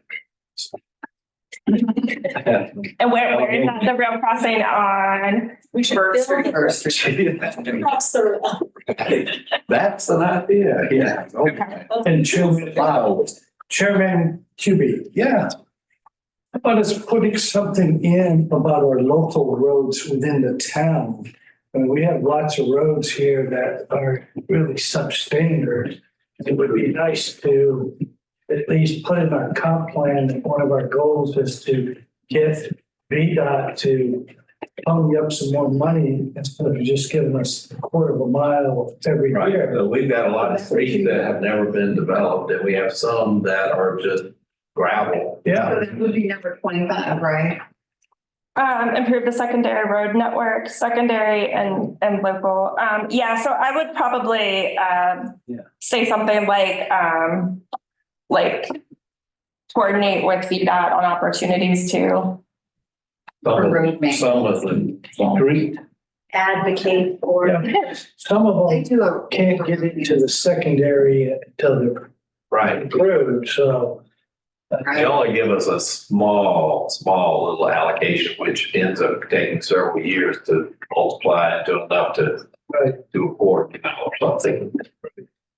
Yeah, they have a whole prioritization process on what condition the pavement is in and where they Yeah. money to, yeah. Do you all meet regularly with VDOT? No, No, we need to. Maybe that's a recommendation right there. Yeah. Yeah. I think the town should consider doing that once a year. That's an increase, but they go to the county. Yeah. Here.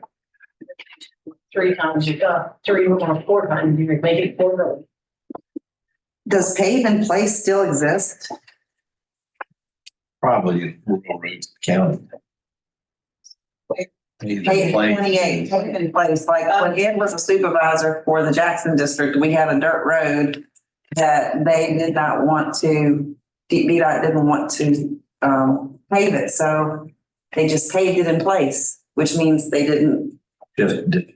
That might be, they might have moved to like the rural rustic They got the road paved. program, or they have the, yeah, I'm not sure. They have a program where they pave gravel road, but I don't know what it's called. No striping, no nothing. Just like they did on Sandra. Like they did.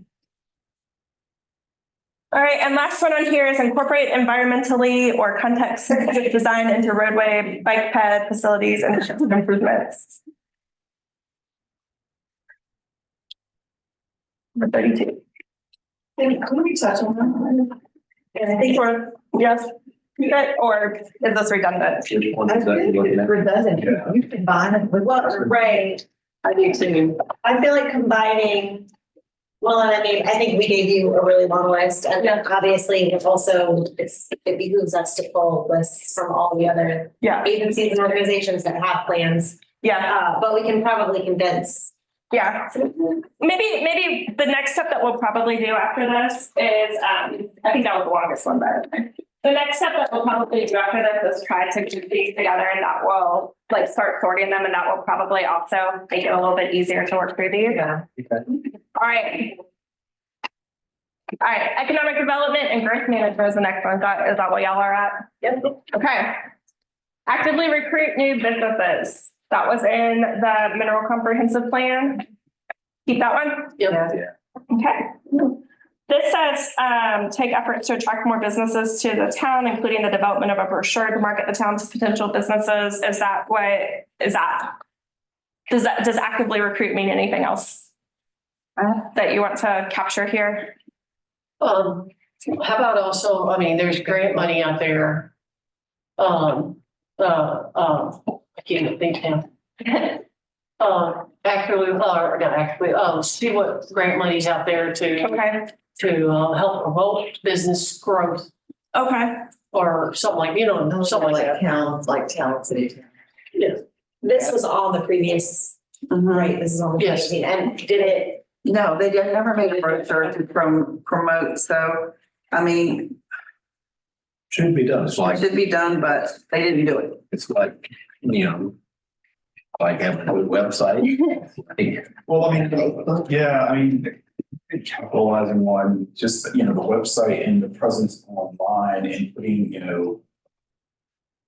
just kind of promoting and the assets of the town, that in itself will attract businesses by putting out the assets. Yeah, instead of, maybe like, this is a brochure, do we? I see, How does a brochure? I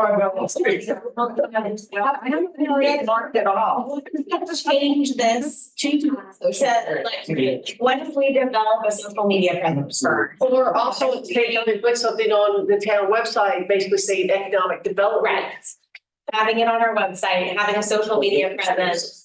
So maybe it's developing like a marketing. Yes. That's kind of what it sounds like, Yeah. maybe it was the goal initially, but also it was a while ago and.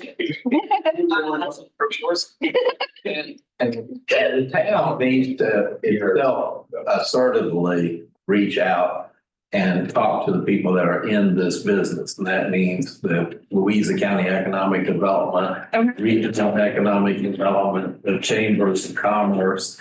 So, we can't expect them to just look out for us if we're not visiting and participating with them and telling them what it is we want. It's actually, and our board supervisors are doing it. Let him, talk to him and see about getting what he can do to bring stuff here instead of going to Lincoln and everything. So, Is there an opportunity, because a lot of times people overlook because we haven't identified what product we have in the town as to what land is available. Be promoting, saying, we've got this tract of land, acreage, it's ready to go. That's exactly what I'm putting into. You're just putting the PUD. It might be in there, but the PUD particularly would be developed that way by putting out, we are interested. And who wants to develop, come to us with your general plan design for all the mixed uses. I just so happen to have Ruth here who is doing economic development. Yeah, that sounds like a town economic development. Which might be. There you go. So. And I'm sure there's grant money to help do that, right? To put together an actual development plan. If we're adjusting number one to be more of a marketing, social media presence, should it move to historic and cultural development instead of economic development? It depends on what you're trying to do with the marketing. I would think for marketing, it would be more to attract economic development versus, but the historic attributes could be part of what draws businesses. Businesses like to go where there are high quality employees. Yeah, the historic is one thing, and again, you've got to put it outside of that. I mean, the whole town is historic, it's been designated. Yeah. But we've got a PUD that has big opportunity. I don't know how many acres it is. Do you know, Mayor, how many acres it is to the PUD? I was told 74. Okay, I didn't know that. It's a lot of acres. Yeah, that's a huge opportunity. 74 acres in the town, man. Speed internet, so broadband. Availability to this is a little redundant, but availability to high-speed internet, a cell tower, and fiber optic, keep that the way it is, or? Yes, keep that the way it is, because tomorrow we're gonna be meeting with Senator Warner and his staff to talk about broadband. Oh, great. Nice. That's pretty good. Okay.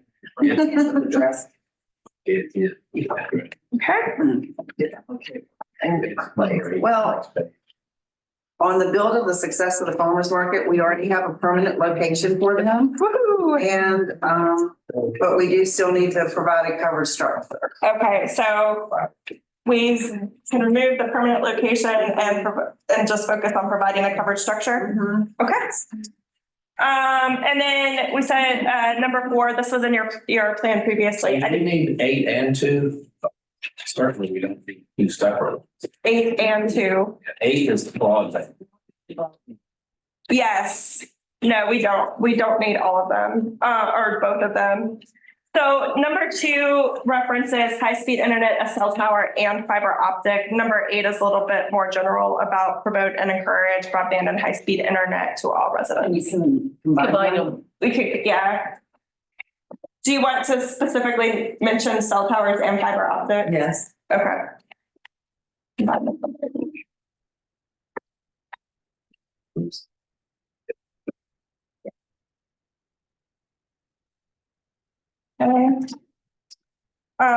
Number 4, identify growth area, designate growth areas in the town. I think we had determined before that we didn't need to do that. Mineral. Okay. And maybe mechanism. Yeah, for recognizing the area of house. Yeah, I can make 4 of those. A growth area would be a place where basically you wanted to try to like direct growth in order to preserve the infrastructure outside of that. So do you have a place where you want to concentrate development within the town first and leave the rest sort of a little bit less developed? Well, I'll throw out that the places that have the most land, the least development, in my mind, that I can think of, is down First Street on the left-hand side where the town sign is, which was Spicer's Field before, all the way down there. And then if you turn on Tollersville Road and go back up, the same thing on the other side of the creek, not on the other side of the road, but in the town, is not developed. It was a farm.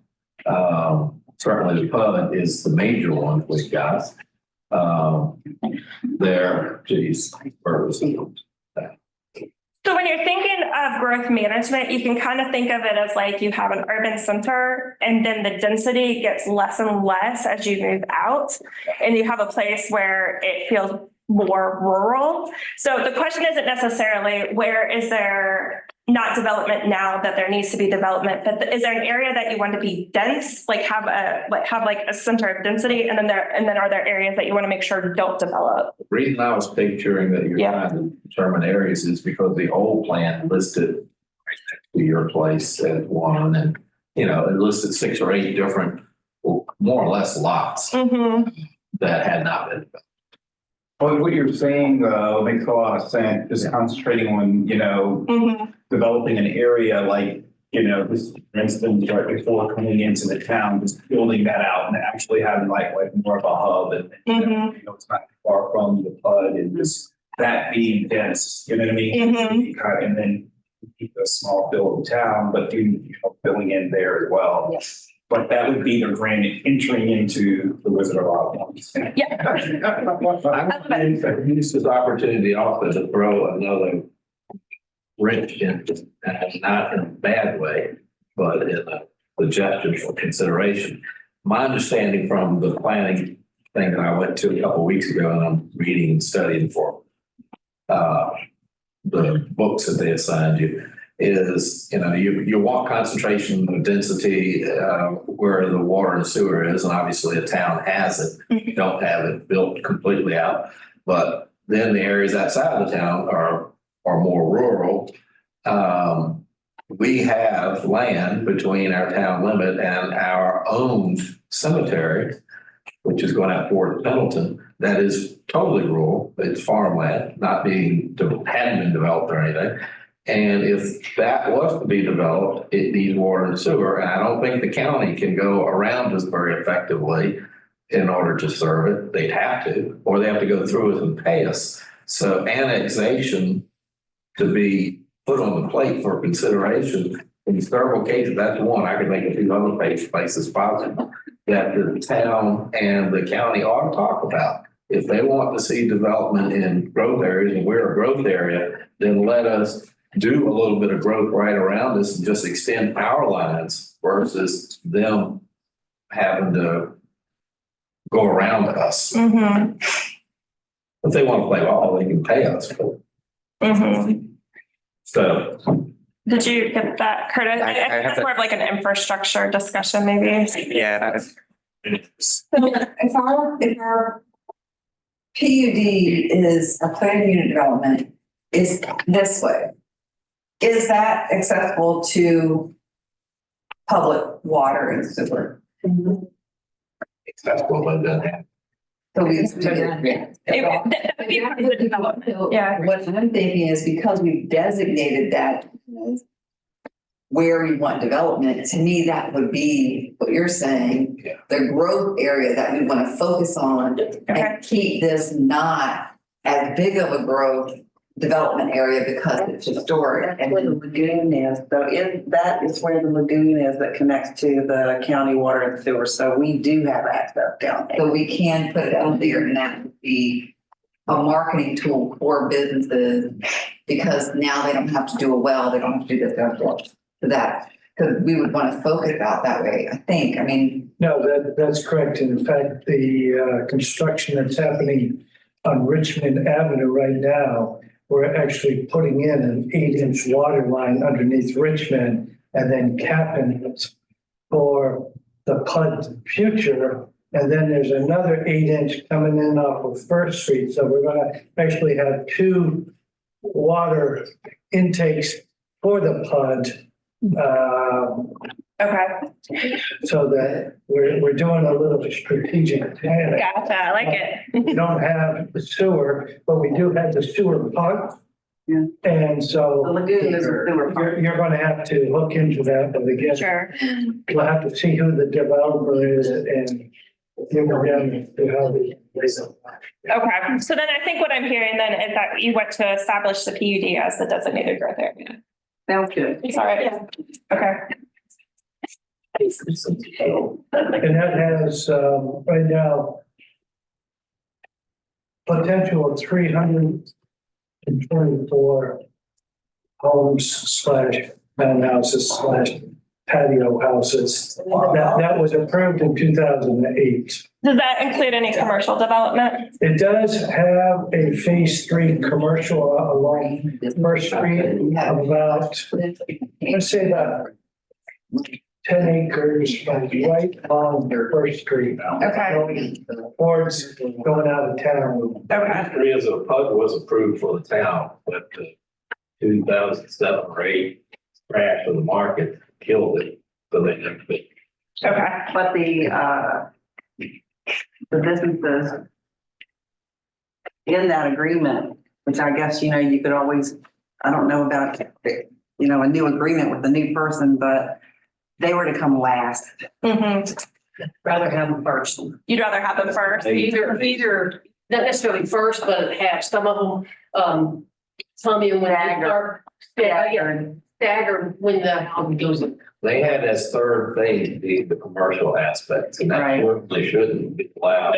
It shouldn't, because the problem that we're seeing at other places and other people than me is that the developer gets his or her money and then leaves everything and never gets developed. And then it's kind of like going in and they promise you a pool and a common area for you to have meetings and stuff. And They were supposed to build a new town hall there, right? along First Street, yes. So maybe that's also what we put in there is to amend the existing conditions on the PUD to get the commercial and amenities built first. Yeah. Okay. Number 5, we can probably shorten this a little bit, but the main idea is to promote continued affiliation with Virginia Main Street. Number 5, Yeah.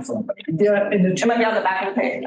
the Chamber of Commerce has actually approached me to try to do that this coming year. So Okay, since they did Louisa last year. for the Virginia Main Street program? Yeah. Okay, so we definitely want to make sure we keep this. Yes.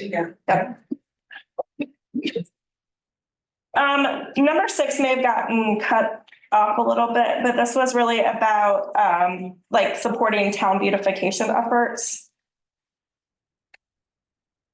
That was number 7. Yeah, number 6 is about the Mineral Historic Foundation and the Virginia Department of Historic Resources. Yeah, there was some that was cut off though, and the part that was cut off was about the town beautification efforts, but it sounds like, is that something you all want to keep generally though, based on what you're seeing? Yeah. Yeah. And number 7, the first word there says ensure capital improvements and maintenance is planned and budgeted for. Yes. Yes. Okay. All right, now we're at number 8. Promote, again, we already duplicated that one. We talked about that one. But you know what, when you combine it, it does need to say that it needs to come to all residents and businesses within the town. Because right now, we do not have internet access to everyone in town. It's spotty. Okay. And the providers that are here don't readily Yeah. extend. But like any other provider than what's here, let's say. I mean, we need to figure out something on top of that is the fact that we've got 14 houses probably been built down here. We've got townhomes being built over by on St. Cecilia. I don't know why we can't try to get with someone like Xfinity, whoever we have here, and talk to them going, hey, we got all this development going on. You have potential customers. Why not lay cable down and then talk to these people from? Okay, so you're talking about like, I know what you're talking about. I'm trying to think about like how to phrase it, but you're talking about basically providing the like infrastructure during the development phase, instead of having to come back and do it later. We just need to send it for them. Yeah. Getting customers. Yeah. Well, and that's one of the add-ons that we need to do when looking at updating the building code, that maybe mandate that you will put a link from the house to the street for future internet, broadband, whatever it is. That way it's already there. It's just a matter of coming down the road. It should be just done in the development process. Right. I think it's called like Make Ready. Does that sound? Make Ready? Yeah. But all of those addresses, St. Cecilia and the 14 on Main Street, it is there already. People wouldn't listen to the No, because every house in there. We only have on that block and every house adjacent to us, but we're the only one on that block of St. Cecilia Street address. All of the residents that are adjacent to us, however, behind and to the side, they have access to high speed, but they will not provide it for our house. And I even have a copy of the town's franchise contract agreement with Comcast. And that's really the guiding document right now, because internet is not a federally recognized right. They're only going to do what they state is in their contract. For me reading, I think that we're close enough. It says something like, if you're 150 feet from a distribution line, you should have it. I think we are, but we've still been told, no, they sent people out. They said, I can see the coaxial cable hanging on the pole across the street from our house. And they won't. Yeah, and there was the other person who's not able to get high-speed internet is your own mayor. Yeah, I don't have it down here on my street, but luckily Elon Musk sent me some equipment. You got the satellite version? down First Street either, because he had to call Comcast and he talked them into running a line to one of the houses down there, but they wouldn't run it to the next person's house. It's down First Street as far as Albemarle. Yeah, but not past there. Okay. On the arms and people. Holbert still have it. House and Johnson didn't. They brought it to the vertical stop. All right, she's trying to move this out. Noted. I put lots of stars. You make it too. A little bit late. It's okay. It's good to have aspirational goals. The mineral utility service district, when established, is that still in process of being established? Is that still like pending? Mineral utility service district has not been established. Yeah. Heard of it. It's come from the county. So they didn't talk to us about it, so. Well, do you like, do you want this to happen? Do you want to add it into your comp plan or? I think that number 10 is fine, ensure adequate and quality. Maybe number 10 covers number 9. Yeah. Okay. And then we just talked about managing growth by concentrating development activities. I think we can remove that one. Okay. All right.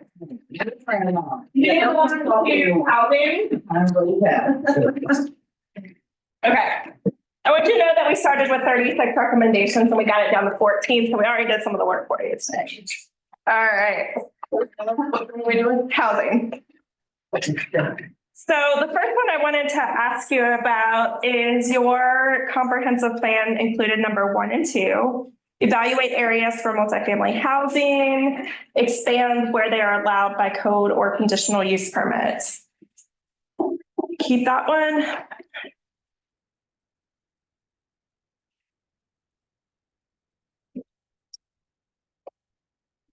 Because one of the questions I have is related to the PUD. It sounds like that's kind of a good opportunity to do a lot of higher intensity development.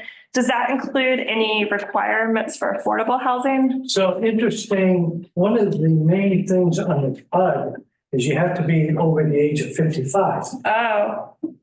That was the only way back in 2007, 8-ish that it would pass, was that people, for whatever reason, was trying to limit, I guess I'll say it, a category of individuals, and by putting it over 55, they assume that that would be a more nicer neighbor. So maybe that's another thing that you want to go back and amend related to the PUD or consider? Well, I would say that we definitely probably need to do that. The problem is unless the developer comes to us, he or she may not want to open it because then everything becomes renegotiable. And that could be good or bad, but. Okay, maybe we'll put some thought into that. Yeah, I mean, it'll be council's decision if they do that or not. I don't think you want the whole thing to be 55 and older, but to have some say, but. Yeah, I mean, I'm just, for those that weren't here, I'm just giving you those facts.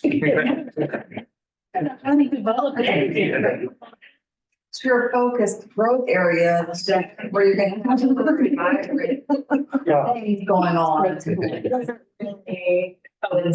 Right. I think our priorities have changed.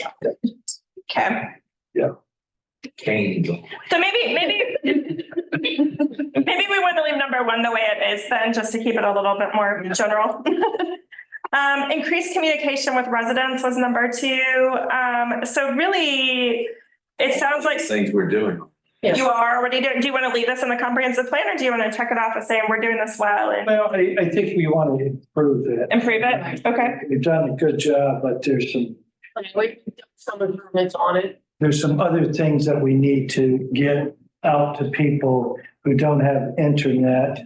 We don't really have a comprehensive phone system to be able to, set it up to where, a good example, when we had some water issues, it would have been nice if I could have hit a button and it would have phoned everybody in the town and said, hey, we have a water leak and X, Y, and Z. Yeah. But Gotcha. Okay. So this is mostly to inform them about like important health and safety and community information. Record. Collecting, we talked about new resident information booklet. Yes, that should be scratched. Lots of I had to teach Curtis that you could make copies on the copier today, so. He thought it was something, he's like, you mean I can scan it and then print it? Like, no, you can just. I just know how to load it. I don't know. I did load it.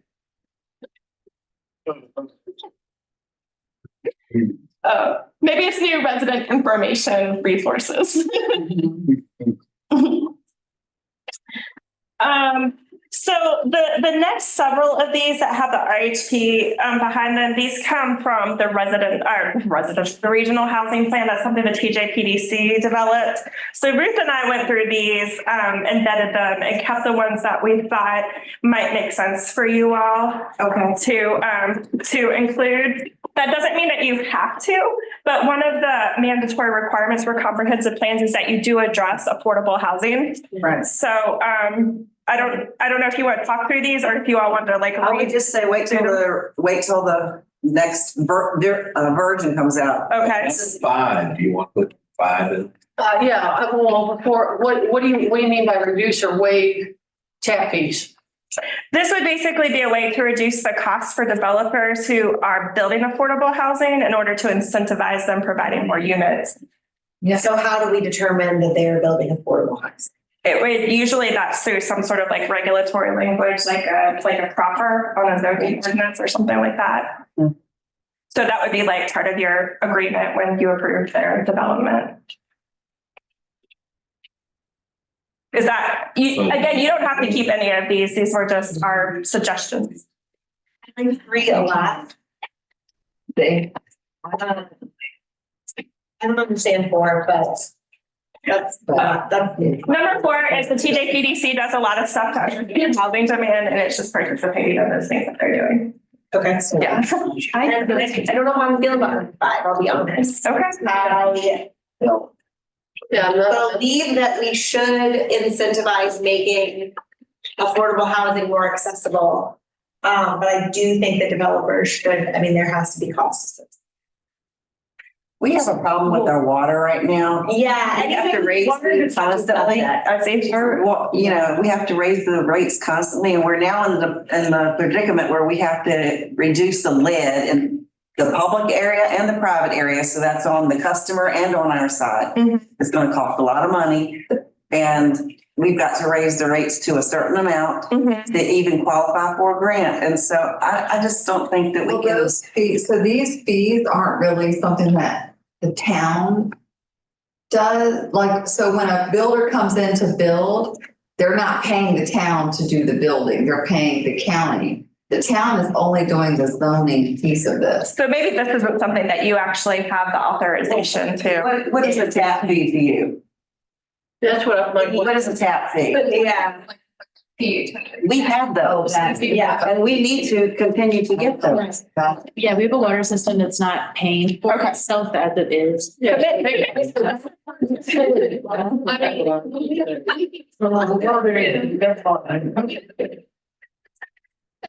Taking this off. Different reduce to consider. Consider. Either consider or get rid of. Wait,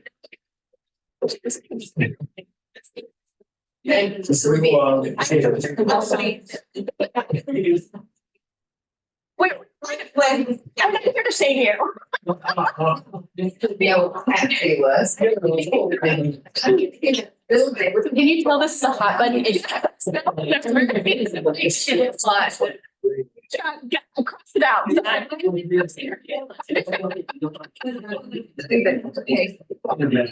Yeah, it's pretty nasty.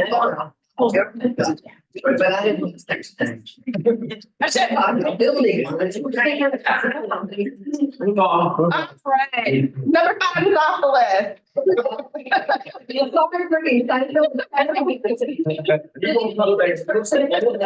Right now, what is that fee? What are you talking about? Yeah, We have to have that. And anything to do with water utilities and having to hook up anything to our water or sewer, the answer is number 5 goes. Wait, Knockdown, drag out. No worries. Okay, number 6, was there a question about number 6? Okay.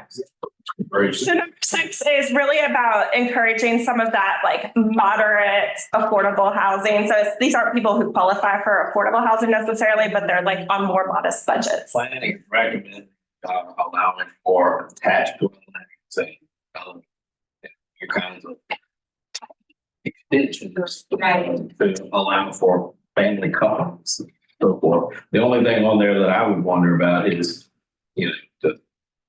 putting modular homes on there. Is that just an invitation to modular homes? You would, oh, go ahead. No, go ahead. I was gonna say, you would need to review your zoning ordinance. Modular homes though are different than manufactured homes.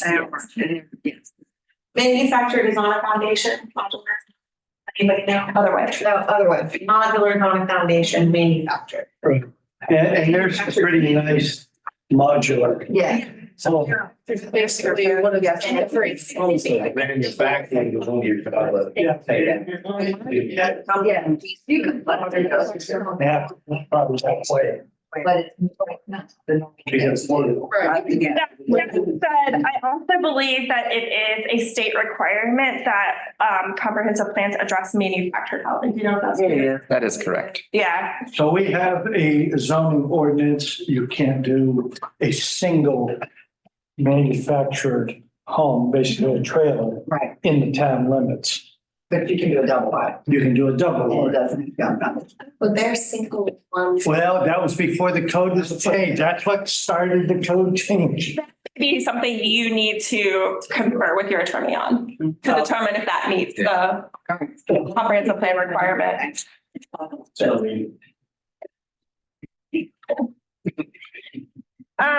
Promote, number 7, promote the use of existing local and regional resources. This is just creating awareness. It's not no costs or anything else to you all.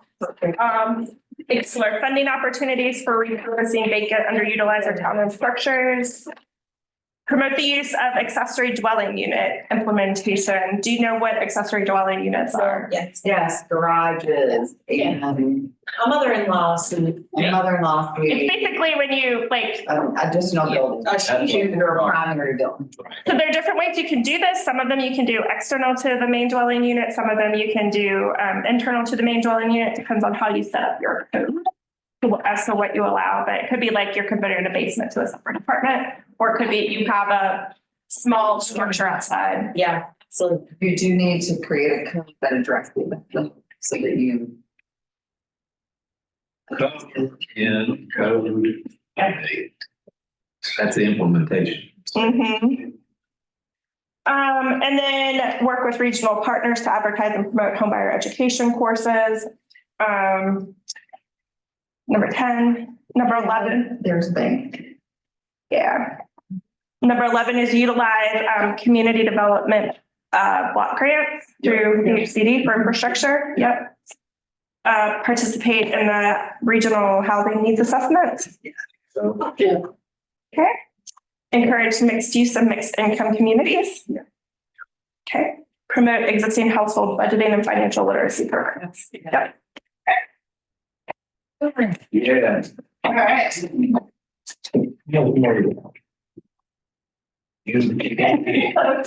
Probably they're just like one page. Okay. Community facilities and services. So number 1 on this one, improve street lighting. This was redundant with one of them on historical resources. Gathering location. I think we already heard that you all want some sort of community amenities. yeah. Land use. Yeah. I would think you've got to live, if you find it's in 2 different places. Yep. To do away with one or to combine. Okay. Yeah. Okay. Demonstrate town spirit. I like it. Spirit, I'm sorry, updates. Actually, that's already done. That's already done. Can we take it off? You can say it's full. Completed. Give us a bonus credit. Bonus point. And then there's another one about the farmer's market. So we talked about it needed a covered structure at the other one. Redundant, take it off. So take it off. Okay. All right. So this next one, number 5, is promote increased communication from planning between the town of Mineral and Louisa County. And this was specifically about kind of, Which one are you on? number 5. So this was a little bit about trying to, I was having a little bit of a trouble figuring out if the primary goal was like retaining residents who grew up in the area back to the area, or if it was about business development, or is it kind of. It's really about partnering with the schools, to get things done. Partner with the schools? When you say get things done, you mean what kind of They things? came out to Walton Park when we did own it, and they built a pavilion, Okay, and we provided the so. materials. And they built So I think we were talking about it as to partner with them to, yes, get things done and to maybe have them like make Mineral a place where they would want to come and do like internships or something like that. Yeah, I'm trying to just get it. So our public schools have an extensive CTE program. And there are a lot of high school students who intern in the county, specifically in the county community development office. Almost every summer they have CTE interns from high school. Okay. So I think that type of, like having that type of partnership would be the goal. Right, the partnership, the goal is the partnership. Like, for instance, if we wanted a walking trail around Whitlock Park, we could maybe get the landscaping department over there to help us with that. And they can volunteer to. So, but also over and beyond that, Well, I was just thinking a little bit more when it comes to having workforce programs at schools that actually is developing skills that companies would be looking at to come in, you know, and you can capitalize on those individuals, like kind of growing the workforce. And I mean, the skills that certain industry that we may want to attract, just to really get programs in high schools and stuff like that, skills that could possibly, they could go into like some type of a training after high school or take some. I know that they have these programs where companies will come in and identify some of the you know, children in there that are excellent when it comes to the skills and stuff like that, and grow them right in high school, and you know, just kind of help with growing their workforce. So I don't know if this is the place to do that, or because that. I think they're already doing some of that. They have community, whatever the businesses and everything go and set up, and the kids come in and talk to them and whatever. And I'm pretty sure they still do that. all of the things that have been brought up are parts of what we want, but I want us also to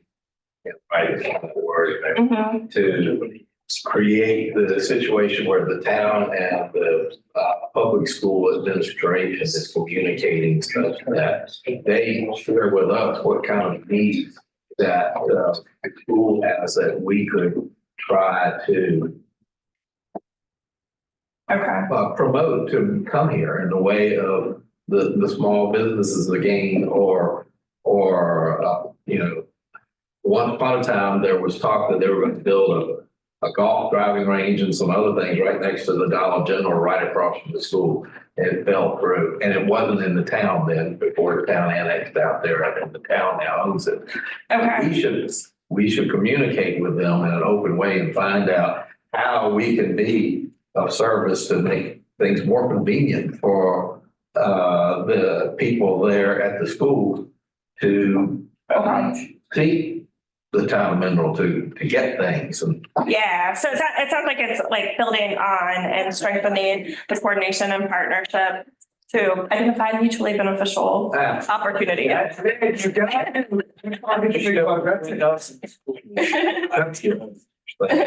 me write that down so I don't forget it tomorrow.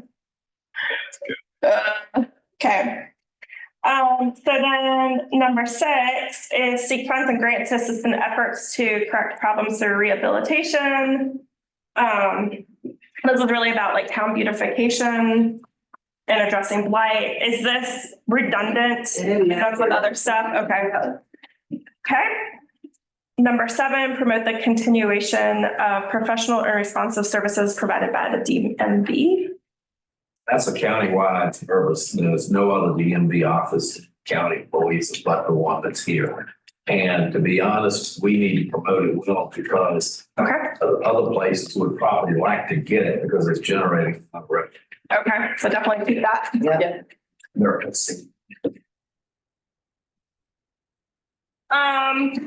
So this next one was about sort of preparing and potentially conducting parades and other, I guess, kinds of like public celebrations along those lines. Number 8. When you want to parade, you come and get an application and then it has to go to VDOT. Yeah, they have to approve the road closures. I think it's probably overkill to have to add that in there, but I think you mentioned parades, wanted to see more parades. I just think, I know that, I think that the organizations that currently have parades that come through Mineral are doing a great job of, they know the process. I think in the future, as our county continues to grow and Mineral is an area in the county where you would have some type of a parade or even 5K, this came up even recently. We don't have a process for people to apply for that. So of course they have to go to VDOT, but they're going to come to us first and ask. And it looks better if we say, here's what you need. Yeah, does she not have an application? What? Does she not have an application that she gives you? I thought that she gave. She has an application. We had issued a couple of months ago. We can't approve a parade because VDOT's got to embrace it. But you can have an. We ought to be looking at it before VDOT gets it. So what a lot of places do, what a lot of localities do is they have like a special events permitting process that they go through. And VDOT is one of the reviewers, but usually there's other reviewers that are associated with that, like the police or the sheriff's department or zoning and things like that. So maybe it's developing a special events ordinance. Exactly. Okay. Actually, VDOT already has one of those, and we had to sign up on it. When we had the parades. Yeah, VDOT is a required reviewer. The county has one. Oh, the county has one. That's one.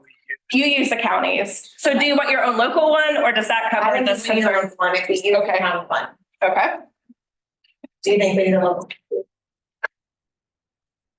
Well, the town ought to be deciding what the town has and does. Well, we do. I mean, when they come to us, they basically show us exactly where they're going to lay it out and what time it is and stuff like that. I mean, traditionally, the parades have really either started at Walton Park or ended at Walton Park. And I just don't. I mean, there's not a whole lot of other places you can do the parade. Does the town sign off on the county's permit or the county's approval? So the county doesn't sign off on it at all. It was just. I suggest we should not advocate some other entity, be it the county or otherwise, to say, oh, the VDOT obviously has power. But we ought to be seeing what is desired and have an input on the approval. What local Are government. you saying you're using the county's? I think what they did is they didn't want to reinvent the wheel. So they just took the county's form that had all the necessary stuff and just are using it. Sure, just the town. Yeah. We don't have input in it. The county or someone else. could- No, the county of the week and what month. No, the county just gave us the form. The county just gave us the form, so we didn't have to reinvent the wheel. Well, So did you retype it and say the town of Mineral? I don't think we did. No, I think we should establish it, one for the town of Mineral. I just feel like if you take on someone else's process, which is fine, it's great, we do it all the time in zoning. But if you don't establish it for your own, then you're allowing them to say, well, see, we've done this for them and yeah, their form and their application. I think we just need to redo the form. There's a risk if you don't have it from the thing. If you don't like the application, they can just go ahead and do it anyway. Where if you have an ordinance in place and a permit in place, then you can say, no, this does not meet our requirements. And I don't even think we have an ordinance for parades. I don't think so either. Knowledge. I just put ordinance and actually working on it. So that could be something you do in a zoning review. You could add like, some people call them temporary events, some call them special events. And you go look at it and promoting it. Right, exactly. Like, for the purpose of not for making it harder to have parades, I think that when the homecoming parade comes to Mineral, I think it is a shining spotlight on our community. I think it's a wonderful thing. But to make it seamless and easier for these organizations, to pull it off. Yeah, of course. Exactly. Just of course. Well, right now, it closes down town for a half an hour, so if somebody else said they're gonna put a huge one in there, and we're closed down for an hour, 2 hours. We should have some say so. I agree. We need to develop. Ordinance that is simple and say, you know, Yeah, you just have to approve the town's gonna sign. And we should probably check our insurance company, make sure we're covered. You can require the host to provide the insurance. Provide a bid, insurance, yeah. On the next one, is that something that? Route GPS street addressing. She was number 9. Still exists. It still exists. We have places in town, my house is one, that if you put it in GPS, it takes you to the old motel and it says you have arrived. And we've tried to get it addressed. Is that something with the county to? No, they won't do it. They tried. I've called people. I've called Abigail Spanberger. She knows about, yes. The like county judge. She knows, let's be. So in my former role, I was the county GIS administrator for Albemarle County, and I did this exact thing. The easiest way to fix GPS addresses with Google Maps specifically is to get this organizational account with Google where you provide your street network to Google with all of the street addresses attached. That requires GIS system, that requires you actually having accurate data in there with those addresses, which can be really complicated when you have addresses that don't necessarily line up with what you would think range would be. If you guys have GIS network for the county, okay. So you can consider doing that data set or the tab only and that. So put that in as a. Yeah.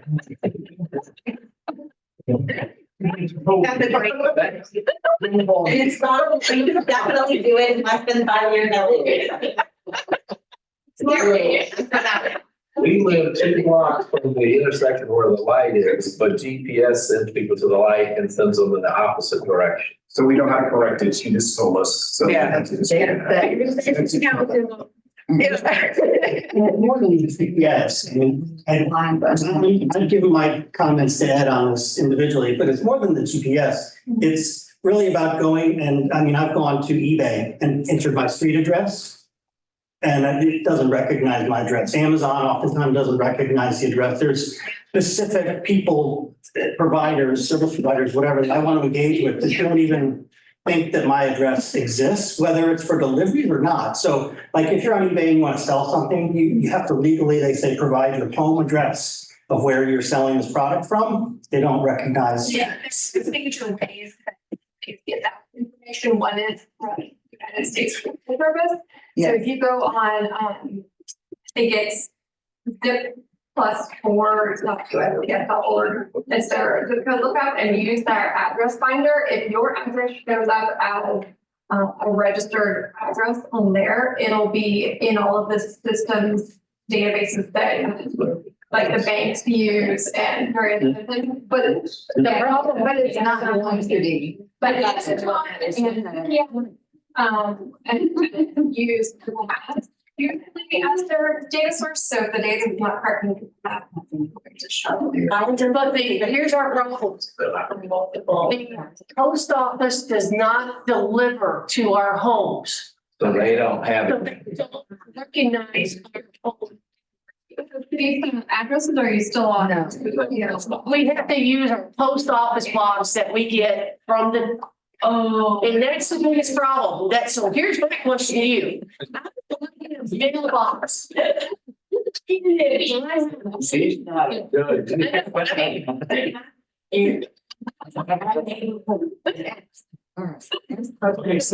maybe that's an objective about advocate to the post office. Really.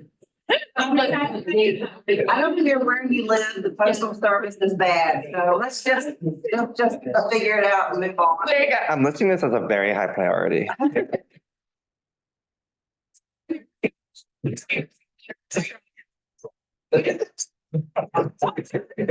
Forty. You probably don't have too many places that the whole town is a post office. That's true. That's true. All year end, but that was just. They're moving to the postmaster at your post office. Mineral Avenue is authorized. It is the only location that is authorized in the town to have a post office. So if you live on Mineral Avenue. Calm down.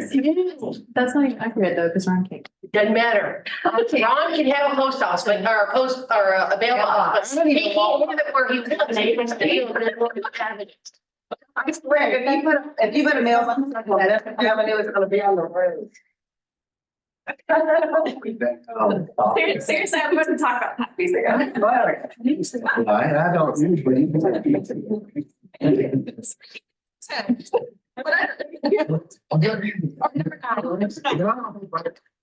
We should see what we're doing. It's mailboxes. All right, let's get orderly. Number 10, pursue and evaluate placement of electrical lines underground. I wasn't really sure what the goal was. Was it to map those, to have that information, or was there another? I'll get the electrical on Mineral Ave on the ground. Oh, you want to have it underground? Okay, Poles. I gotcha. I was thinking they were already underground. Okay. So now we gotta advocate to Dominion. And sure, if it's even feasible, given the water and sewer Yeah. and internet. Well, you can do anything if you get a grant. I know. There's CDBG grants. Underground. Number 11, I think, is a little vague. That was from the Louisa County Comp Plan. Maximize returns on investment of public resources. Okay. And then numbers 12 through 17 were developed in the Regional Hazard Mitigation Plan. We don't necessarily have the signs out everywhere. We just recently had to get them put out of the town building. Is that one of a goal? Would that be a goal though that you would hope to achieve over the next 5 years? Yeah. They're gonna be. Responders can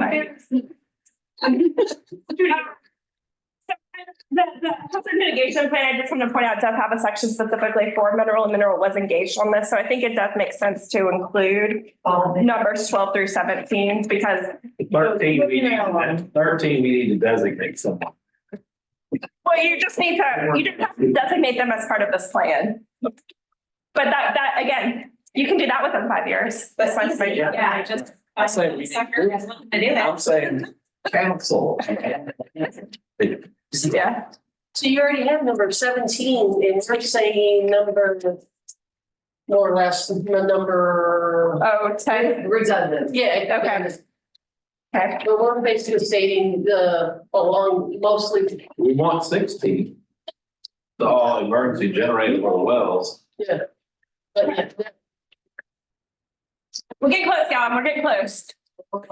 yeah, number 10 and number 10, you can find them. Yeah, yep. All right, Parks and Recreation.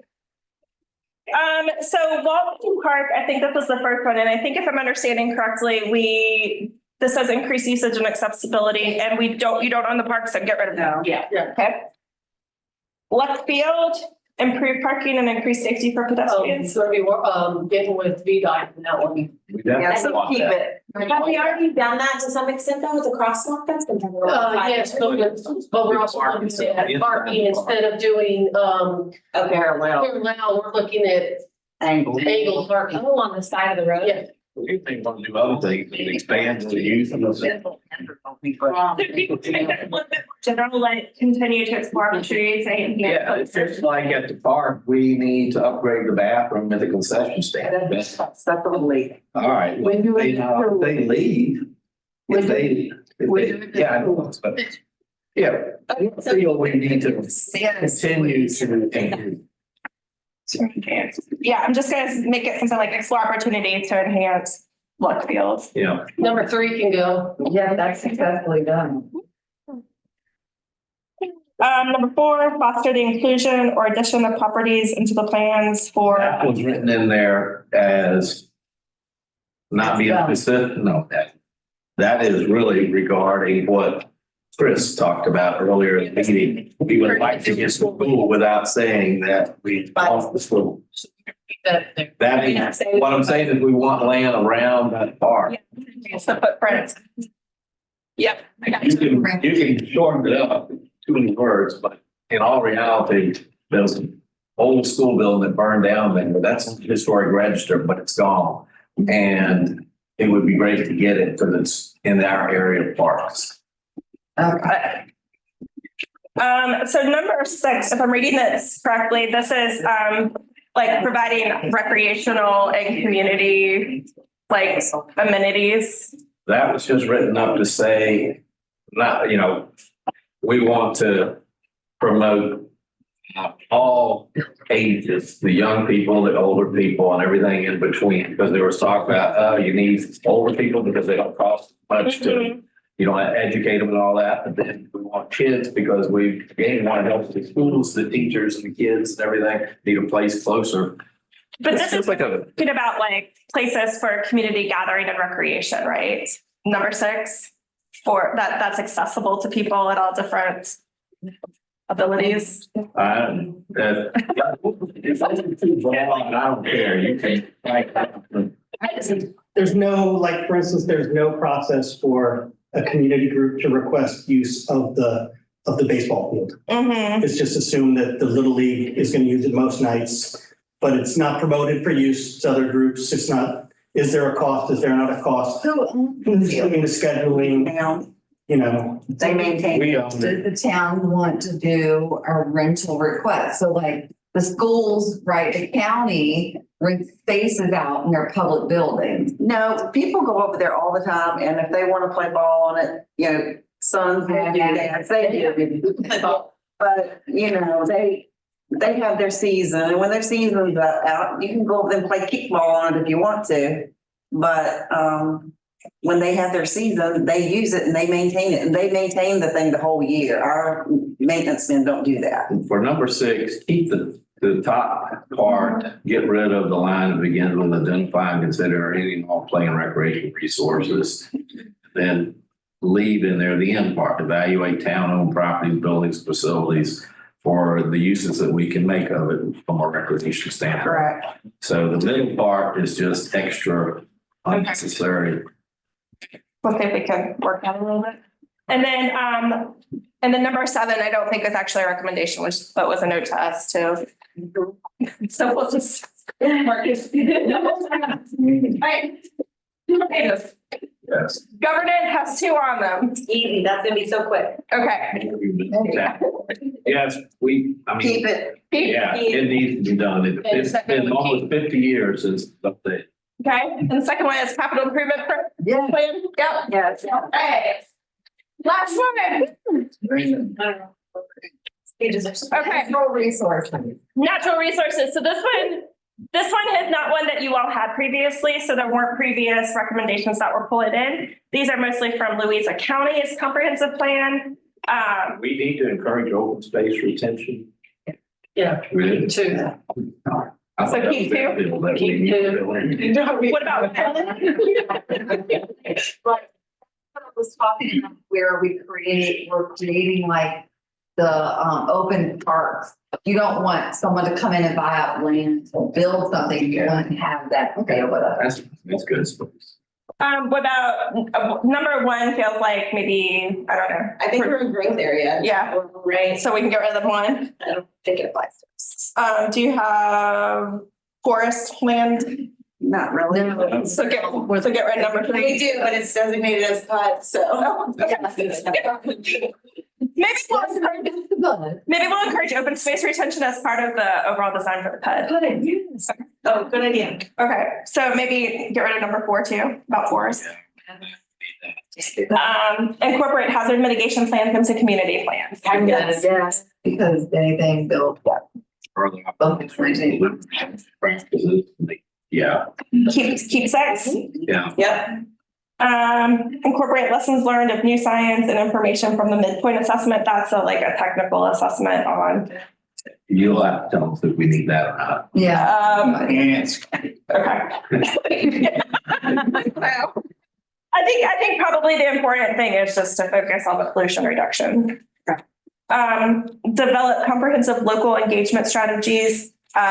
This is really intended for you all as a locality to sort of advertise opportunities for people within the community to implement things that will provide environmental sustainability. So there are things like rain gardens or conservation buffering or doing things that will help with reducing some of the pollution that comes as part of runoff from water when there are large rain events. You have a 2 or 3 person staff. No, you got one. So keep and he's part-time. Okay. So you want to get Exaggerate. I would keep it because we're a growth area. And so when we start building and growing, we can incorporate some of it. Well, and I think there are things that the town can encourage these types of educational opportunities without having to fund and staff it. Right. Yeah, there are a lot of organizations that work in this space that cover the entire Commonwealth, not just some of the more urban areas. It could be that you're partnering with types of organizations. Yeah. And I'm going to make a note though to see if we can modify that language. To ensure new and increased water pollutant loads are offset by implementing stormwater best management practices. This is really for new development to make sure that they are treating their stormwater on site. Let's keep that because we've got some new development coming in. Okay. And then this next one, build and sustain the necessary capacity needed to achieve water pollution commitments to reduce pollutant loads. I don't know that you all need to keep that one. Okay. So we're over. Congratulations, everybody. We finished. We got it involved. Thank you for sticking out the marathon, which maybe a half marathon. So finish that. I think it's necessary. Very necessary. And thank you for coming together with us. Yeah. So just a really quick wrap up. We are going to work with this information you gave back. We're going to try to organize this a little bit more. What we are planning, Curtis, Logan, is next month to take this, develop these into some posters and do some community engagement to see what is resonating with community members now that you all have vetted these. And what we're hoping to do is using that public engagement to start prioritizing what are the really, really high priority projects or implementation strategies that we want to make sure that you're equipped on in the shorter term. So how are we engaging the community to be a part of all of this? I mean, have you come up with inviting them here or the residents?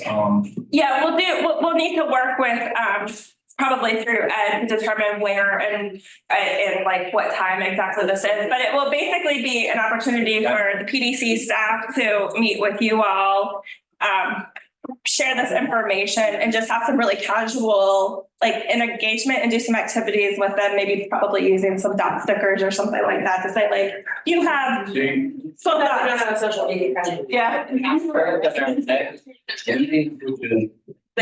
Thursday in March, which we might have, but is that going to be time to have the public engagement or that too soon? No, that's kind of what we're planning for in our timeline. If you need to like do business though, let us know and we can. I'm gonna talk to council about that. Okay. But that is tentatively what we were planning. All right. Cheers. You want something? Yeah, everybody, hold on. Vice Mayor or something, go ahead, you. Do I have a motion for? Make a motion that we second. Where?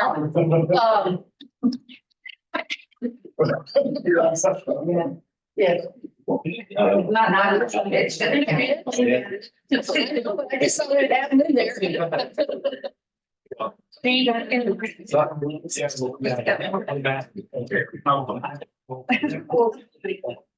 All right, I know that y'all. You guys are gonna go. So last item on the agenda for us. Hey, folks from planning district, thank you.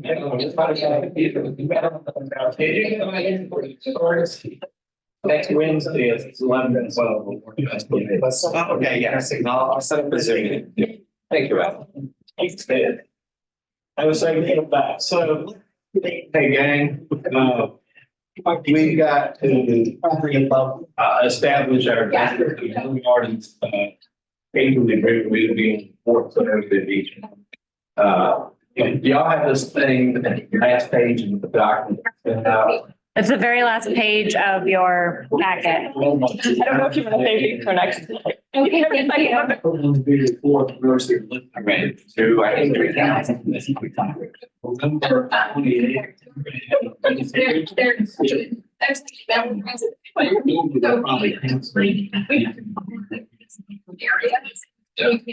it there.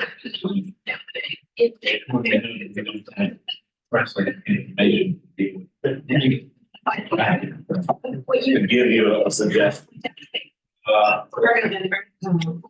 Let's do the December and work back. The December. I could sign it. Oh, yeah, the day after. It's the day after Christmas. Right. Now, I don't think we want to be. Yeah, the 19th. Yeah, with the 19th, okay? Would you care to move it back to the 23rd? And my guess is we'll end up here. But to have it there just in case. The 23rd of December. On Monday night. Okay, everybody might not be able. Have a good night. All right, thank you. Good job. Thank you. So how about the 23rd and hopefully the 1st?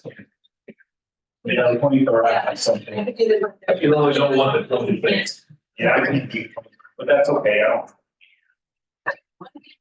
Well, probably do it. Okay, so we're going to go with the 23rd. Yeah, that is scheduled. Now for November, that is actually Thanksgiving Day. So we certainly can't do that. And they take off the day after that, so you can't move the other way to the 29th. So my suggestion is either go up to Thursday, the 21st, or silently as opposed to the Monday.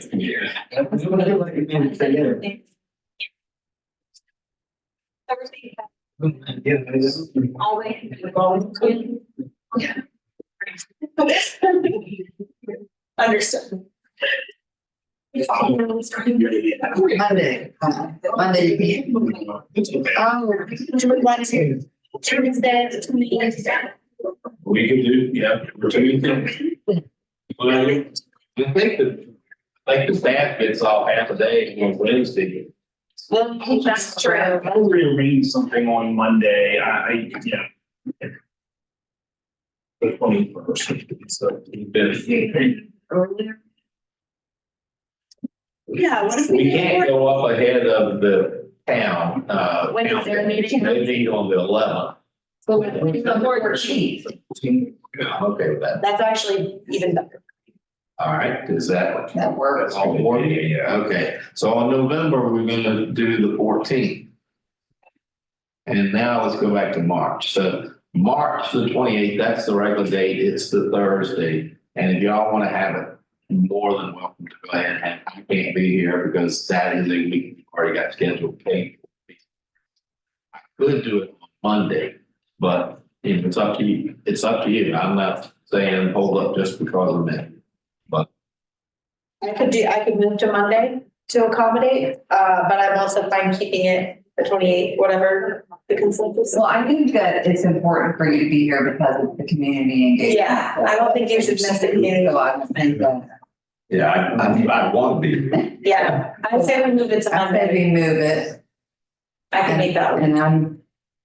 I'm telling you. I'm gonna have a couple of small community members with me that night. Okay, so Monday. 25th. I'll just use that Thursday, switch it to Thursday. Okay, Yeah. So that's Monday, what? the 25th. Monday, 25th. But thank you very much. It's too hard for me to be contacted by the internet. Sharing back and forth to try to come to a consensus. Thank you very much. All right, so recapping, we want to change on this list March 28th, or let's see, 25th. We're changing November 28th to the 14th and December 26th to the 23rd. Yeah. And we want Amanda to create that into a listing and post it out on the board as typical. We can always still change them if we haven't had the time and need to. But this is what we're going to average or put out there for public notice as our list that we're planning to go out. Can you send that new updated list to us? Yeah, yep. I can send it to you guys. I'll post it on the board and I'll also post it on the website. Start much without this list that we just went over. I move we adopt the adjusted schedule. I second. I'm going to save you that work over there. Say is discussion necessary. All those in favor, say aye. Is opposed. That's 4-0. With 4. It's absent. All right, that is all that we needed to do, gang. Good job tonight. Sorry to keep you so long. Do we need to move to adjourn? Do it.